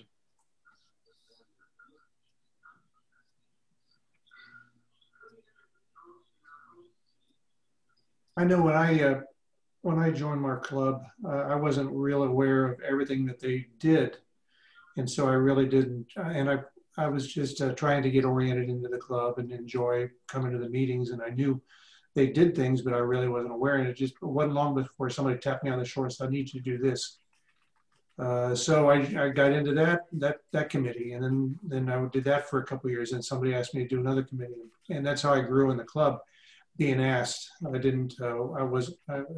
So I think if we reach out to our new people and say, hey, I would love you to be on my committee, and this is what we do. Get them involved early. Don't expect them to search you out. Go find them and grab them and say, come on to my committee. Right. That's a good point, Bob. One of the things that we've learned in our club over the years is if you want to find people to do something, you don't just sit, the president doesn't just get in front of the audience and say, hey, if anybody's interested in doing this, let me know. That doesn't work in most cases. What you have to do is ask them one-on-one, hey, I'd really like for you, I think you'd be a fit for this. Would you please do whatever it is that, you're looking to fill that position. One-on-one. Bruce, this is Ed again. And as you know, in our club, we have a number of projects we have ongoing. And we have a member in our club who sends out an email and keeps everybody that cares to read email informed of what projects we've got going and asks for volunteers for those. And of course, if we don't get enough volunteers, then what I will do or what he will do is he'll follow up with individuals to just make sure we do that. But that has seemed to work pretty well. And the biggest problem that I find is reminding people to read their emails. So that's, but I think that's probably an ongoing communication problem all clubs have. Right. I find that if I remind people through email, then it works really well.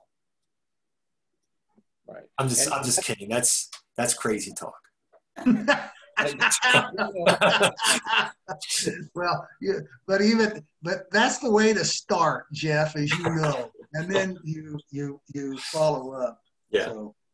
Yeah. Well, all that falls under the follow up with the email openly in your clubs. We found email can be a real pitfall. Yeah. Okay. Say again. We have in Socorro, we have found that email can be a real pitfall. Oh, how's that? We had a relatively new member who tried to contact some of us by email, and his emails got lost in the spam folders. He assumed nobody cared, and he resigned from the club. Oh, yep. And when I messaged him directly and got hold of him finally, he said that he thought the stunning silence from the people he contacted was not very welcoming.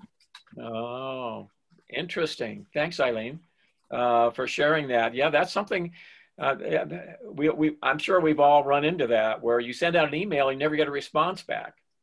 Well, some people like that. They just assume that, they especially if you're responding to something that you were asked to do, you expect it to get some confirmation. I do. And when I don't, if I don't get conversation, I'll call them and say, hey, did you get my email? Oh, yeah, I did. Okay. Bruce, that is another dynamic. As I think we all have come to learn, and I learned in my professional life that my younger employees, if I send them an email, I might not hear from them. If I send them a text message, I'll hear from them within 5 minutes. And we also have members that, they don't want to email. They want somebody to pick up the phone and call them, as somebody mentioned. So it's difficult, but, we have to figure out how do our particular members want to be informed. Yep. And how do they want to communicate? So that's an ongoing challenge. Okay. Bruce, this is Donette. Yeah, I wanted to point out that I have had some small clubs as an AG, and of course I'm on their email list. And if they do a group email, then everybody can copy all. And then you find that there might be a tit for tat between two members, and everyone sees the entire tit for tat, which is a very negative experience for the club. So using Club Runner and not letting people respond to everyone is, I think, a very good idea. I also, I find it's really important when you send emails, you should really probably never put anything negative in an email. Yes. I mean, it's so easy to offend and to say things that are taken the wrong way. You have to be really careful what you say in emails.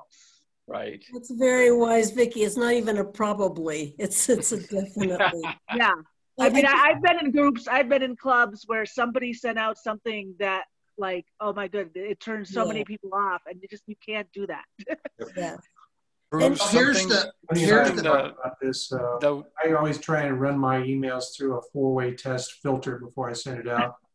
And that's really saved me a lot of hard feelings. Yeah. Here's the best test. This sorry. is Ed. This is the best test I've ever heard. You never put anything in a text, an email, or for that matter, a letter that you're not willing to see on the front page of tomorrow morning's newspaper. What a good idea. Bruce, something that we have in Camino Real is that we created a WhatsApp group, and you have everybody of the club with their cell phones. So we have an official chat, and that's where only things related to the club can go into. And one of the things that we do is at the beginning, we ask the people how they want to get communicated. If they want to get email, they want to get text. And I think that will give you an idea of how to reach out to the new members. Okay. Thanks, Arturo. That's pretty interesting. Getting back to interest, I mean, members' interest. When I first got into the Rio Rancho group, my interests were, or where I came from, I was a retired band director, high school band director. So fundraising was the first thing that came to mind. So I got involved in the club's fundraising stuff, and also community service, because I also did a lot of community service with my high school band. And part of that community service, believe it or not, how I got involved with Rotary was my band used to do the 4th of July parade with the West Side El Paso Rotary Club. So those were two items, fundraising and community service, when I was a new member, that I got involved in. Okay. It's time for a break. We have to be a little bit over here, but I'll just wrap this up by saying that it's really important that we as leadership in our clubs know what the expectations of our new members are, so we can meet those expectations. It's important for them to know what we expect of them, not just what they expect of us. So with that, we're going to go ahead and take a break. And when do you come back, Jeff? 5 after 10. Okay. Again, when we come back, picture taking first. Picture taking. So be back on time, everyone, please. We want you in the picture. Thank you. You know, we have great participation, so I have 2 screens. So we gotta hold on for a little bit. So hold your smile once Jeff gives us the green light. We'll wait just a minute. Yes, we're missing a couple. There's Veronica. Oh boy.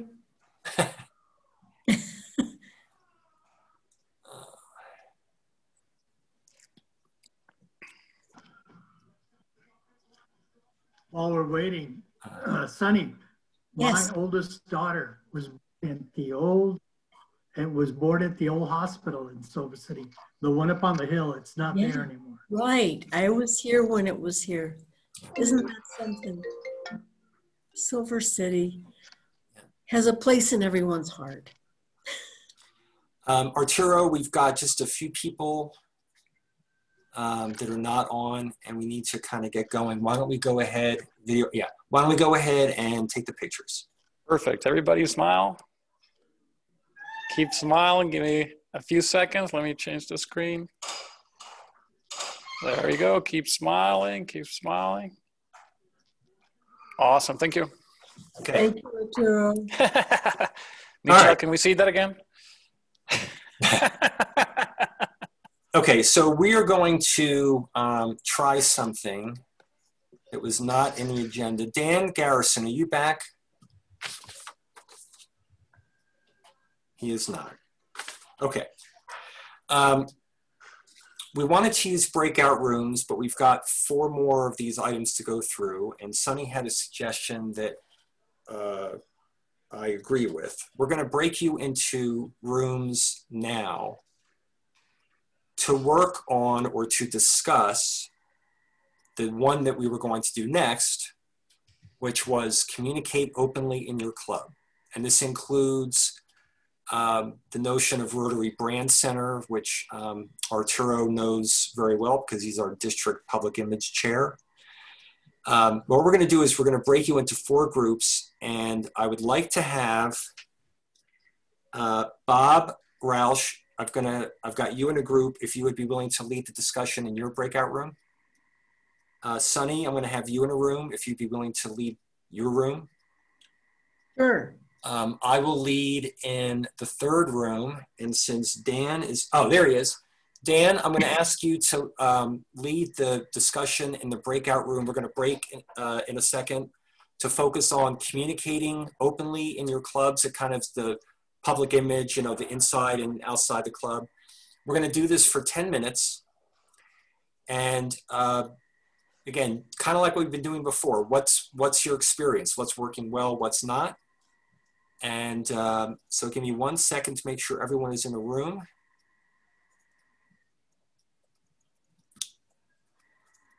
Yes. Okay. So Dan and Bob and Sunny and myself are going to lead the discussion in our breakout rooms. And we will reconvene in 10 minutes. Here we go.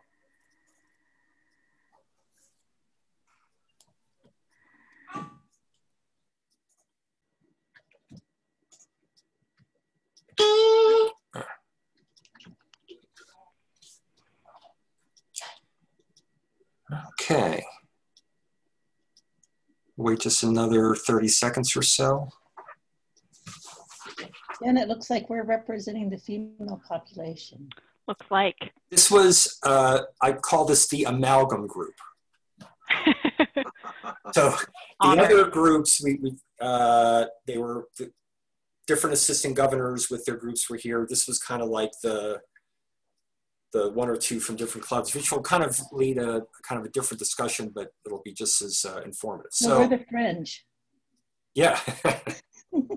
Well, we could say we're the outliers, or the rest of them are the outliers. So as it relates to communicating openly, we're the core. I love that. Yeah. We're like the hub, and they're the spokes. Okay, enough of that. So communicating openly in your clubs, and the big change that Rotary made recently is they kind of changed the language from public image to branding. And so when you go out to Rotary International, that's kind of how they frame it. And as Sunny reiterates quite often, it's branding and communicating within the club for the members, and it's also communicating outside of the club, the community, our partners, things like that. So what are your experiences? Let me see if I can share my screen. Let me bring up our Word document here. So this will be our feedback on this. Can you all see my Word document? Yep. Yes. Okay. So when it comes to communicating openly in your club, what works well? What challenges are you sensing? What can we do better? Things like that. So just go ahead and talk about your experience. I thought the discussion about email was good too, because it can be a challenge if you rely exclusively on email. Some people read it, some people don't. Some read it sometimes and then not others if they're busy, which is understandable. Like if they're busy at work and they're not seeing it. So that can be a challenge. Yep. I think the idea of using multiple methods of communication is good because different people do respond to different methods. You know, I definitely have clients who prefer texting and that kind of thing. So, you know, I think you have to try a lot of different things. And I would say that's a good time, you know, when we talked earlier about making sure we're meeting expectations, that would be something to ask a potential member. You know, if you end up joining, well, how do you prefer to be communicated with? What's your preferred mechanism? And it's not going to be the same, which means the people that are sending out the communications need to consider that they may be sending it out to different people in different ways. It's not a one size fits all. What else? Good, bad, what works, what doesn't? Randall. Go ahead, Randall. Yeah, I mentioned it earlier, this balance that we have to work with. We're dealing with volunteers, and like in my club, our club, we have 36 members, which I think is pretty big for a population of 7,000. But there are some that aren't, like our weekly meetings, we are having 16 to 18 show up, which I think is great. But there are some that have zoned out and will remain zoned out because they do not like virtual meetings at all. They told me that. I have a mayor that he's great. He was a mayor for us many years. He's no longer the mayor. He doesn't even own a television or a computer. And I'm serious. He's probably 5 years older than I am, but they had to deliver him paper, information. So there are some, but so again, and I know those that you could pay them to go to the meeting, a handsome sum, and they won't because they do not want to get virtual. So we have to live with that. So that's one thing. And then the other thing is, even when we're not virtual, when we do start meeting again, which I think is going to be after my tour of duty, honestly, I think it's going to be in July, perhaps, or in August. I mean, that's my feelings. There are some that go to meetings, and you know who they are, and I know who they are, and that's all they do. You could not ever, ever, ever get them to do anything, interact, for the good of the club. But that's fine. I mean, we have to understand that. So I think our challenge as a president is to find those that you bring aboard that are their own generator, that you don't have to motivate them. They're motivated. And I always think of there's three kinds of people, those that are their own generator, those that you have to motivate, and those that there's no way ever they're going to be motivated. And we have to understand that. And it's probably 10% on the end, and there's 10% in the beginning that are self-generating. You got 80% you have to motivate. And that's my take on people. So don't feel bad if you have that 10%. Everybody think of their club. Like Wendy, I don't know how many you have in your club, but I guarantee there's 10% in your club that will never, ever do anything other than go to a meeting. Then there's 10% that will will come Well, in. we have a very unique club. We have 30 members in our club. And on our Zoom calls, we typically have 75% participation at our social. Almost everybody was there yesterday at our. But do you have 10%? What's your club total? I mean, I just picked you, 30. Wendy. I don't even know how many people in your club total? 30. Okay. The terrific 30. 10% would be 3 people, right? Is there 3 people that you know will never ever do anything, and is there 10% that are their own generator? You don't have to motivate them. Is that about right? Well, there's probably 20% that are on their own generator. How many are not? How many will never ever be motivated? You just know they're there. I'm just curious. Probably maybe 1 or 2. Okay, I wonder what do you feed them? What do you feed those people? Anyway, the thing is, we used to feed them breakfast, but now we just Zoom. I think everybody in this meeting right now, if you take 10%, you're never going to motivate them. You got to understand that. So don't feel bad, Jeff. We have to understand, just like when I was chief, there's 10% they're going to work their way out of the organization. And I have to understand that. I'll never get them to come aboard. So quick anecdote, and then I want to shift to communication. I call it the 10-80-10 principle. Well, I have one question though about those people you say who won't attend the virtual meeting. Is it possible to engage them over the phone versus the computer? I've done all that. Yeah. Emails, text messages, personal meetings, gone to their house. Yeah. They just do not ever want to be on a virtual meeting. They do not feel comfortable. You told me, Randall, just that's don't understand that. You know, that's the way it is. I got to understand that. Yeah. So I do want us to shift to the other notion of communication, which is communication beyond the club. But one very quick story, if you'll allow. So my year as president-elect, I observed everything. I was picking up on nuances and things that I really didn't think about before. But it wasn't until I stood up in front of them that first week where I could kind of get a sense of levels of engagement. Who was on board, kind of like what you were saying, Randall, who were those self-starters and so on. It took a little bit of time to get that figured out. But once I figured that out, it became a lot easier to manage the affairs of the club because I knew who I could call on. Right. I knew who would be kind of a waste of time, although I still tried. I was just saying, you know, we'd love to have you more involved if there's something that you're interested in, but I also knew that it was an uphill battle, right? So especially if you're a current president or you're going to be, that notion about that kind of individual personality and kind of how they are becomes really important. And the diversity that we have in our clubs, which is a strength generally, it's also a challenge when we're trying to get the entirety of the club to buy into something we want to do or whatever it is. So, well, let me just summate what I said, and so you can put it down there. Using this 10-80-10 principle, 10% are their own generators. You never have to do anything. They're going to move the mover and shakers. And you got the 80% you got to motivate.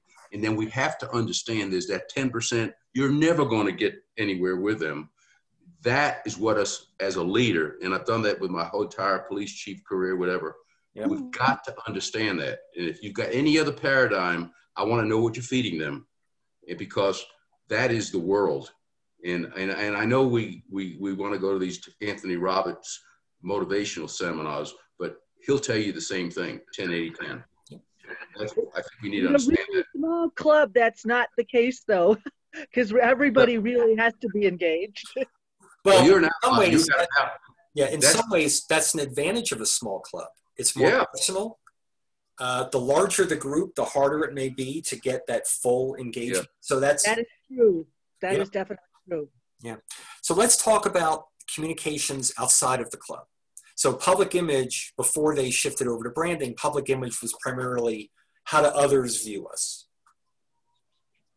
How does the community view us? What do they know about us? Someone said something earlier, I loved it. It was, we're not Sunrise Rotary, we're Rotary that meets at sunrise. I think, was that you, Wendy? That was me. Yeah, that's great. So there is that kind of outside perception or lack of perception or misperception. What works well and what's a challenge as it relates to branding and getting that message out about the wonderful things that our Rotary clubs do? I think our presence on social media is very valuable.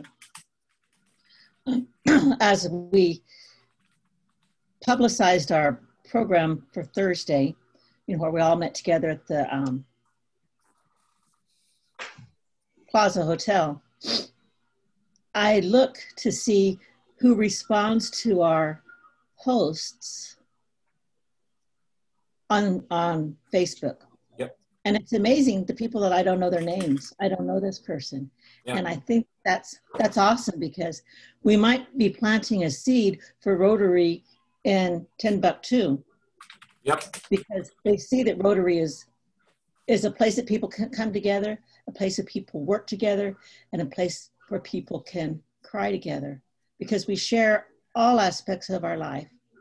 And something my Rotary Club has done for me is it has made me prioritize Rotary.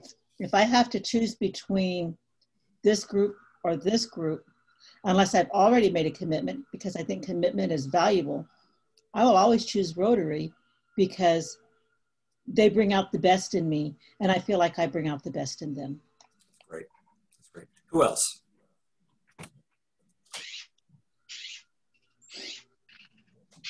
Well, in Rio Rancho, we work with the local newspaper and get articles put in there to show the service events that we do in the city. Yep.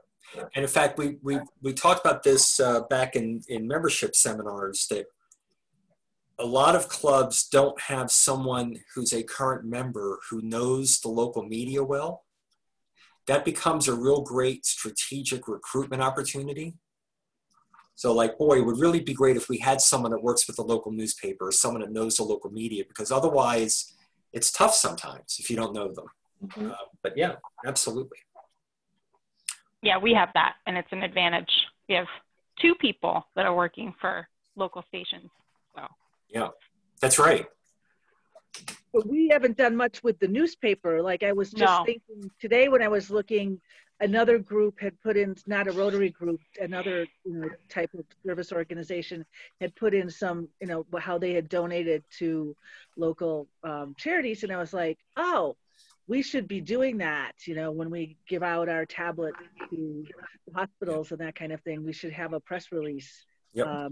And send it to the newspaper, that kind of thing. Yep. You've got another minute or so left. What else? What's another challenge that you may all have with public image and branding?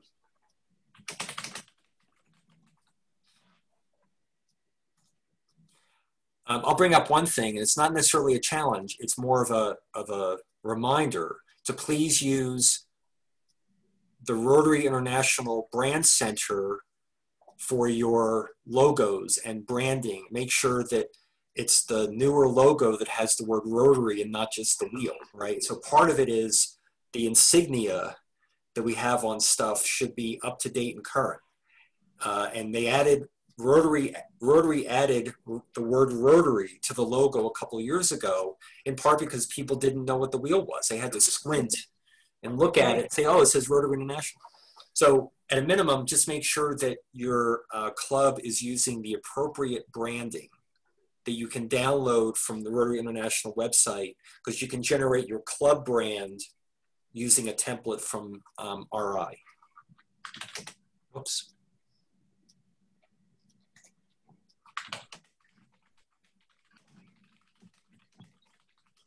Again, if you have any questions or need any help, Arturo and the District Public Image Committee will help you with that. That's kind of their charge. Anything else? I'm sorry? I was just saying Arturo is great. He's really helpful. He is fantastic. Anything else before we close out the breakout room? No. Okay. For doing this, Jeff, I appreciate it. Oh, you got it. All right, let's see. Breakout rooms, close all rooms.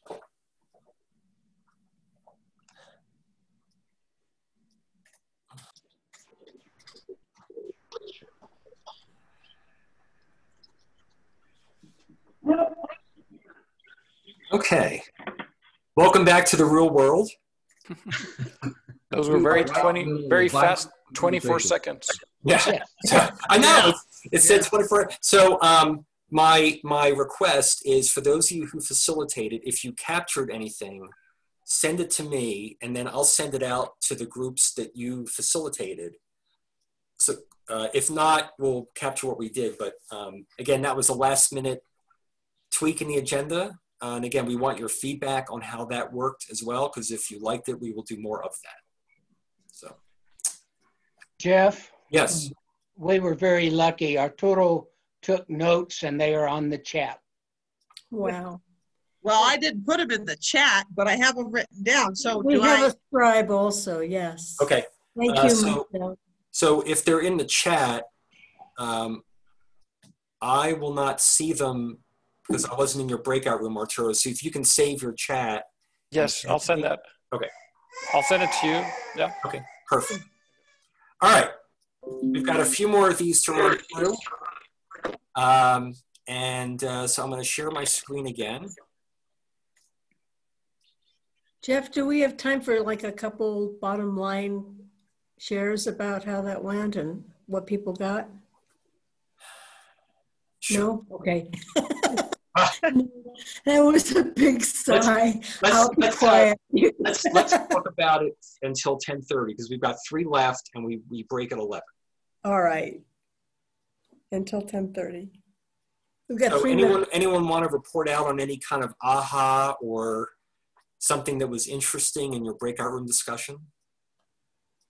Our group had an interesting exchange about how it's important as much as possible for the leadership in the club to make it really clear that people can express themselves openly or in sub-conversations in the group and find solutions and get answers to questions. Because if you're doing that on an active level, people create more relationship and hopefully find those people that they're the most comfortable with to express when there's problems. Excellent. Anyone else? My group with Bob Roush and crew, I think it's important to remember that we need to toot our horns and use multimedia, including press releases, get the word out to the newspapers, to the TV, to the radio, if whatever possible about what we do, just because I think it's just a great idea and we don't do it enough. Agreed. One other aha moment. Anyone else? What we got? Thanks, okay. Everyone. All right. So we're going to shift to the next one.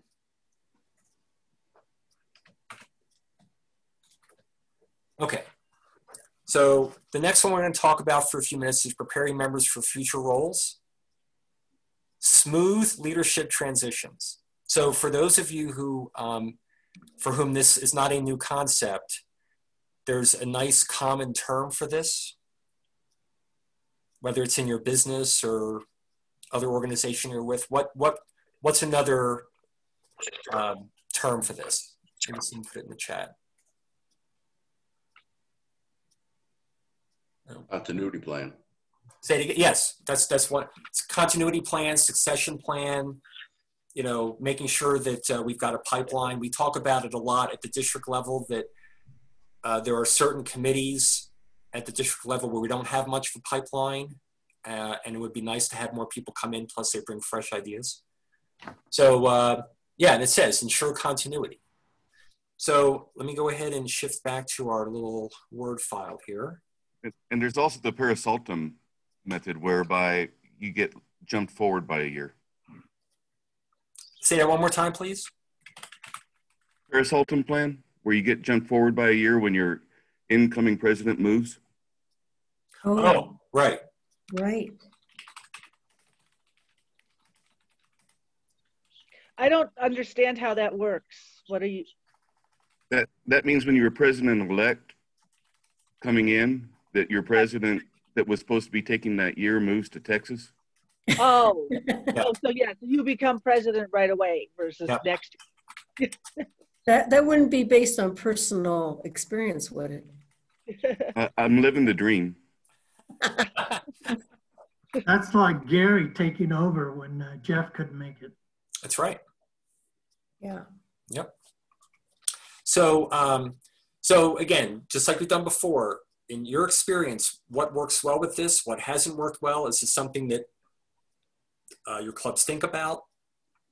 What's your general sense of how well this works, or what are the challenges with this? Well, for me, living this current situation, I see that the wisdom is in the room, and I have a great club that is supporting me and guiding me as I try to lead them through this wicked COVID time.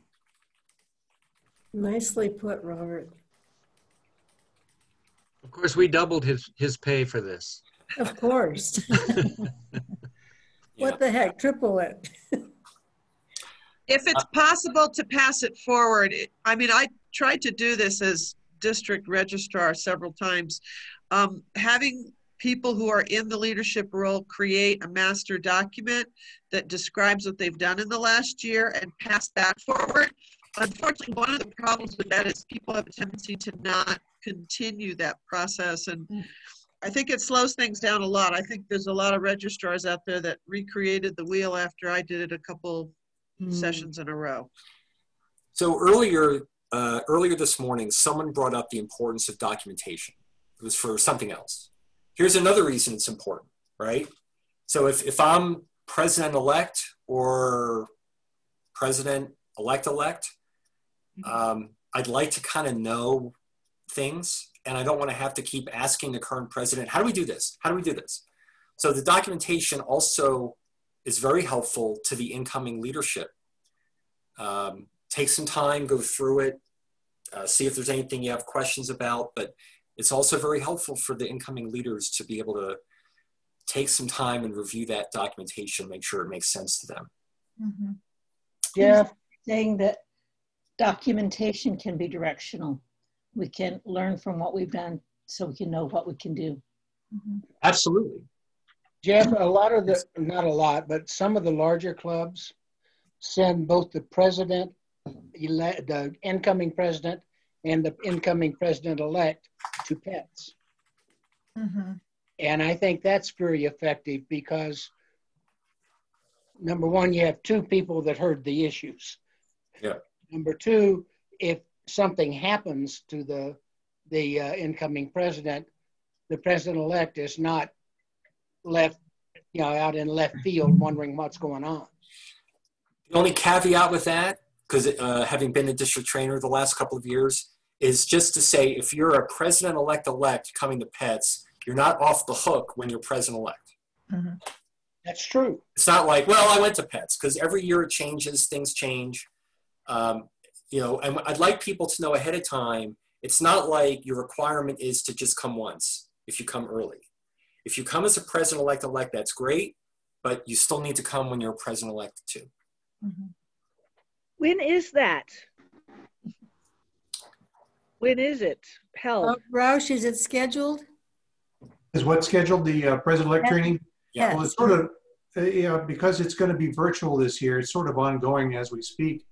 We just had we invited all our PEs to attend our RLI, and then now we're going to have more virtual training right after the holidays, and then our dedicated PE training is going to be in March. Yeah. Okay. So it's sort of ongoing. There's going to be PE training throughout the next 6 months. Yeah. And something that is also important to highlight is that the last pets is recorded. So it's in our YouTube channel. Yep. So everybody can see it and it's available to all. Yeah. That's awesome. Make some popcorn and have some wine. It's great. Yeah. And one other thing about pets, and this goes back to what we first talked about, which was strategic planning and goal setting. I don't think having pets in like the March timeframe is a coincidence, because that's right around the time when the incoming leadership, if they haven't already, should be planning for the upcoming year. It doesn't make sense to have pets in September if they're not going to be taking office until the following July. So it all kind of fits together in terms of the timeline. Getting trained and working on that plan and all of that around that same period of time, and also getting the club board trained. It's all meant to be done around the same time because they all feed each other. Another thing to remember now is we have a really robust learning center in the Rotary International website. And there's lots of modules in there about becoming president and all the different aspects of club leadership. And once somebody is designated and voted in as a president-elect or whatever your name is in your club, they can start getting into the learning center and start learning about it as well right there. Yep. In our zone training, they're using the analogy of a relay race where each district governor is not a year unto their own. It's a relay race, and you watch a relay race. Usually there's 4 people involved, and they're all out there on the track at the same time. They're all watching each other and they're supporting each other until it's their time to take the baton. And I think that's a good analogy for presidents in clubs as well. That you're all involved in the continual leadership of the club, as opposed to just waiting till your turn and then you jump in and taking off from there and starting off. So anyway, I think that's a good analogy.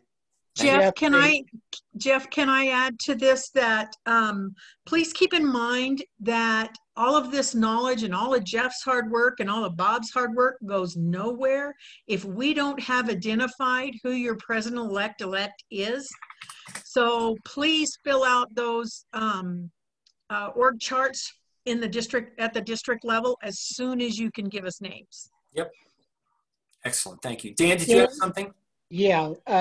The timing of pets is because the incoming governor has just finished training with the new RI president, and new initiatives and plans are then ready to be put into place. Yep. Roger, you raised your hand. Go ahead, please. Thanks, Jeff. You know, as I'm sitting here listening to this, it just amazes me how much we've done both in our district and our clubs, but internationally, in helping prepare future leaders.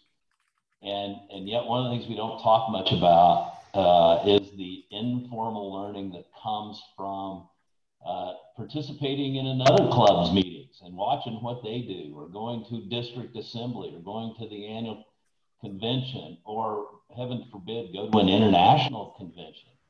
I think those things are invaluable, and it doesn't take a lot of effort to pick the phone up and call your president-elect and say, hey, let's sit in on the Del Norte Club meeting today, or whatever the case may be. I think learning from those who've been there before us, especially the veterans, is a real practical solution for preparing future leaders. And if I might tag along on that, Jeff, you know, something that we're trying to do with our club members is to encourage them to participate online. Before, it was a challenge because you had to travel, you had to invest in the, you know, I don't know, subscription or registration cost. We have the Zone Institute coming up in November, and it's $49, and everybody has access to that. So we just want to make sure that everybody's aware of those trainings, and that now that you can do it from your home, they can take advantage of that. I just wanted to mention that I put the YouTube link for the district, so you can get all the information about pets and all the different recordings that Jeff has been so kind to put up for everybody. Sandy, go ahead, and then we'll move to the next section. Go ahead. Right. I was just thinking, well, I'm developing a checklist for our local, for, you know, our club, and a calendar, so that our incoming presidents have an idea of what we do at our club on a checklist basis. You know, have you done this? Have you done that kind of thing? Just kind of, I just like checklists. I think it's helpful. It's good for your continuity. Totally and agree. then the calendar too. Totally agree. And just keep in mind with all of this, you've got the president-elect, you've got the president-elect, and then you've got the incoming club board. Right. So again, they also, you want to kind of know who they are as soon as possible, get them trained, get them kind of acclimated to things, rather than stepping in July 1st saying, what am I doing? Okay, excellent. We've got about 20 minutes left. I'm going to go back to our Be a Vibrant Club brochure, and we've got the last two to work on. So Bruce, are you ready to go? Now that I'm unmuted, yes. Okay. Okay, the last two. The first one is continuing new and, let's see, coach new and continuing members and leading. Okay, what we're talking about here is professional development. And in the very first bullet point says, appoint a club training committee to oversee training your members. How many of you, here, let's take a look and see. Raise your hand if your club has a training committee. I see 1, 2. Yeah. See, most clubs focus on what? Up through, yeah, okay. Some from the same club, our club. Most clubs, you know, as far as committees are concerned, focus on what? Projects. What areas? Membership. And tomorrow. Yeah, it's right. It's the avenues of service, right? So, which is membership and new generations, et cetera, et cetera. One of the things that I think goes by the wayside is training. I was asked to be the club trainer for our club back in 2005, and also the membership chair at the same time. And I didn't know I was a club trainer until later on. But essentially, what I had to do was create a training program for our new members. But then beyond that is training for your existing members and continuing training for professional development. And not many clubs do that, especially the smaller clubs. So in looking at professional development, what's recommended here is to use the Leadership in Action Guide on starting a program. And Leadership in Action, I'll just give you a quick overview of what this is. Essentially, it talks about engaging your current members. And one of the neat things they talk about is when you do your training, if you have a professional development program, invite interested community professionals to join you. People that might be future, prospective members, young professionals, Rotaractors, Rotary alumni. Bring them in to see if they want, everybody, especially our younger members, would love to have training on professional development, leadership in particular. And I'm just going to put in a plug for this Leadership in Action. What you'll do if you go ahead and use this link, you'll end up with a one-page thing called Leadership in Action, which is actually just the introduction. And the introduction talks about the use of this for engaging your members or attracting community professionals, but also there's an overview of getting started with your program. And there you have another link to Leadership in Action. So the second one will take you to the professional development program itself, which is divided into 10 different areas. It's really, really well done. And the thing that I like about it most is set up in terms of lesson plans. So if you're the trainer, you have a lesson plan for things like communication, leadership styles, mentoring, how to make the best use of your time management, goal setting, values, community, building consensus. How do you build consensus in a club of volunteers? Teamwork, professional image, and innovation. All those things, you have a lesson plan already built for you. And the lesson plan starts out with why it's relevant. It has learning objectives that are expected to be accomplished at the end of the training. And it gives you some hints on preparation before and during the lesson. And then there's some activities that you can do. So you can build an entire training program from this Leadership in Action, the documents that are available on Rotary. So I strongly encourage you to take a look at that, because I think if you're interested in building a training program for professional development in your club, this is the way to do it. Bruce? Yes. We would be remiss if we didn't also mention the Rotary Leadership Institute Absolutely. and the Rotary Toastmasters Alliance. Ah, okay. I'll talk about the Rotary Leadership Institute, and you can talk about the Alliance. Okay. Since you're a member of that. So District 5520 does have a Rotary Leadership Institute that I started back in 2010, 2011 timeframe. And Renee Canton now, I forget which club she's with right now, but she is our coordinator along with Kathy Fuller. Right. So it's a 3-part program. There's 5 or 6 lessons in each program. You're given plenty of time. It runs from 7:30 in the morning until about 1 in the afternoon. Once you're done with part 1, it gives you plenty of time to think about what you learned, go back to your club, see how some of the techniques that we talked about are being done or not done in your club, and so forth. So Rotary Leadership Institute, an outstanding way also to if you want to get leadership development done in your club.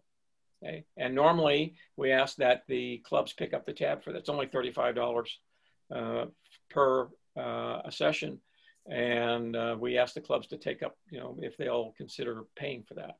Bruce, it's free right now because we're doing it on Zoom. And right now it's free because it's being done online. That's Such a deal. Such a deal. You're going to take advantage of that. That's bring your own burrito, though. Yeah. So, so this leadership action guide and Rotary leadership, if you want to do something in your club yourself, this leadership and action guide is an outstanding tool to set up a training program. They suggest that you might do it as part of your regular, club meetings. And I would suggest you make an assembly out of that, because some of these take probably at least 30 minutes, if not longer, for these lesson plans. But you can do it over a period of time. That's okay to cover all 10 sections. Or you can develop particular training that you want to give to people, to certain committee chairs. You don't have to do everything, but certainly you have a nice menu of professional development topics to go through with your membership. Bruce, can we hear from Sunny real quick? And I want to make sure that it. Oh yeah, Sunny, talk to us about. We shift over to the other one. So yeah. I'll be very brief. We have a Rotary Toastmasters Alliance Facebook page for our district. You can check that out. You can also be in touch with Jeff or me or Ophelia Mutzko from Zaragoza Club. Basically, Toastmasters, which is now an ally of Rotary, has created a curriculum in the Learning Center and also offers opportunities to both bring them in as speakers, visit their clubs, learn more about public speaking and leadership skills. And, it's really a rich resource for us. We're just beginning to launch it. So more to come. Contact us if you're interested. There's also some Toastmaster generated Learning Center modules as well that you can jump on too. Yep. Yes, exactly. There's an 8-part curriculum in the Learning Center created by Toastmasters for Rotary. Yep. It's excellent. All right, so let's go ahead and switch to the last one. We've got about 10 minutes left. We want to have a minute or two at the end to kind of wrap it all up. So Bruce, let's go to the last one. Okay. The last one is create practical committees for your club. This will go pretty quick because basically, what they're saying is if you have a small club, there are so many different avenues of service and things to look at. You're probably going to end up having people in multiple jobs. So how can you combine the work of committees? Okay, that makes sense. However, for larger clubs, for medium and larger clubs, now you have, with a larger group, hopefully you have a situation where you can actually create additional committees. And I'd be very curious to know, would anyone like to share with us what your club is doing as far as committees in terms of different committees beyond the usual avenues of service. Sorry. Okay, go ahead. Oh, that's okay. Yeah, anybody like to share? This is Sandy. We actually have a fundraiser committee. Cool. That we set up just because we felt like fundraising at this particular time is a little tenuous. So how are we going to be able to continue to draw funds in different ways? So it's not in our bylaws as a committee. However, I call it kind of ad hoc committee, and we may eventually change it, but we found it very helpful too, because we raised a lot of money, and then the fundraising committee, they will go ahead and if a group or a project needs money, then it goes to the fundraiser committee, and then they can help get that taken out. Thank you, Sandy. I think most clubs, if they don't have a fundraising committee, that falls upon the project committee. You know, if they have a project, they have to go out and figure out how they're going to fund it. Yeah. You know, so I like the idea of having a separate committee. Our club has a committee solely for our one big event, which is our governor's ball. Is Tony Pino still on? No, he had to leave for another meeting. Oh, he had to leave. Okay. I can tell you. Well, Ed, do you want to talk about that? Hello, Ed. Yes, I'm here.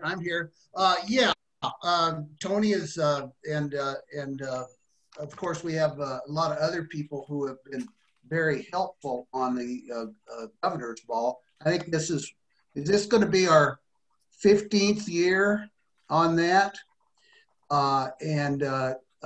Tony and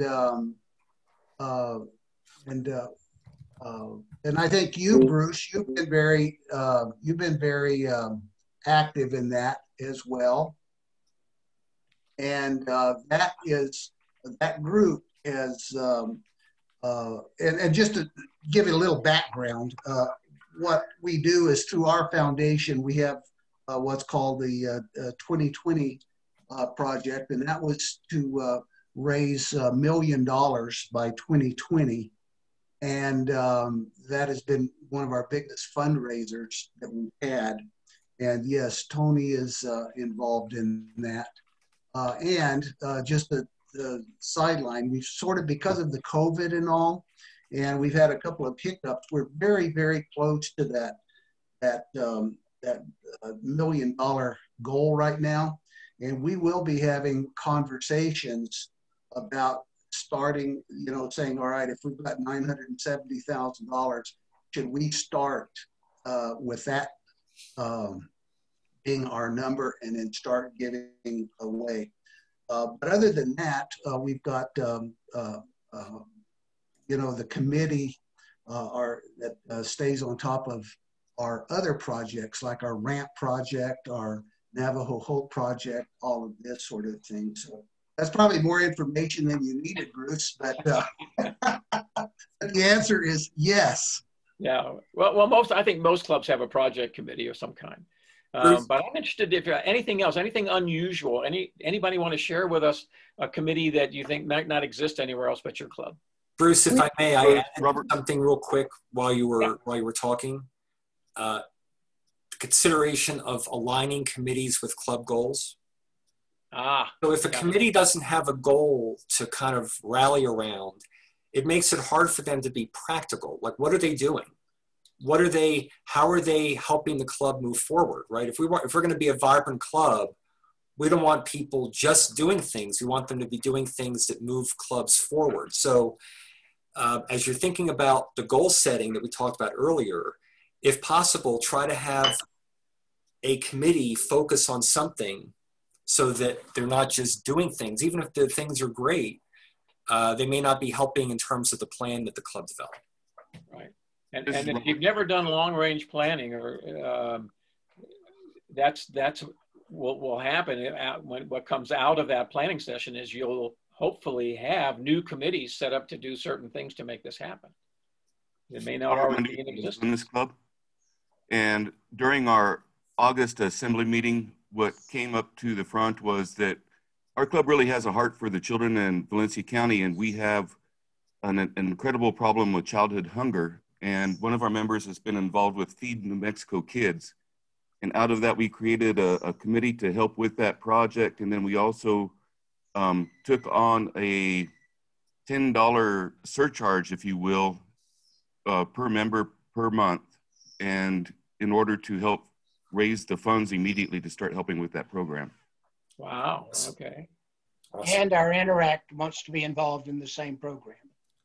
Great. Okay, very good. I'm glad you brought that up. And so, and Rotaract too, if your club sponsors a Rotaract committee. We have a Rotaract committee when we have interactors right now. When we don't have a Rotaract group anymore, we used to, and we would invite them to a lot of our fundraisers. Okay. Anyone else? We have an image and branding committee that works on making sure our presence on social media and our web page is not only sustainable, but informative, that it's engaging. Well, excellent. That's a great idea. Yeah. Anyone else like to share? We just a couple of minutes left. I just say one other thing about practical committees is that they should be working together. They're not in silos. So the membership committee may need to reach out to the image and branding committee for certain things, and especially if there's a possibility of membership recruitment through all the social media and things. Same with the foundation committee. So there's an opportunity to have like connective tissue between them, that they're not just working separately. So that's another consideration. Okay, thanks, Jeff. So in summary, I think I like the idea that Jeff mentioned is whatever committees you have, they should align with your goals that come out of your planning sessions. You know, very important to identify who's going to do what and when things have to be done.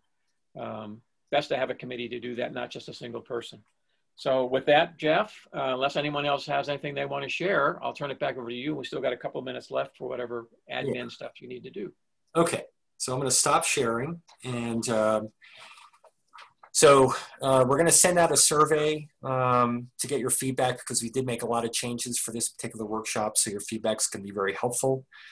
Thank you very much for your participation, and I'm going to turn it over to Sunny and Bob for closing comments.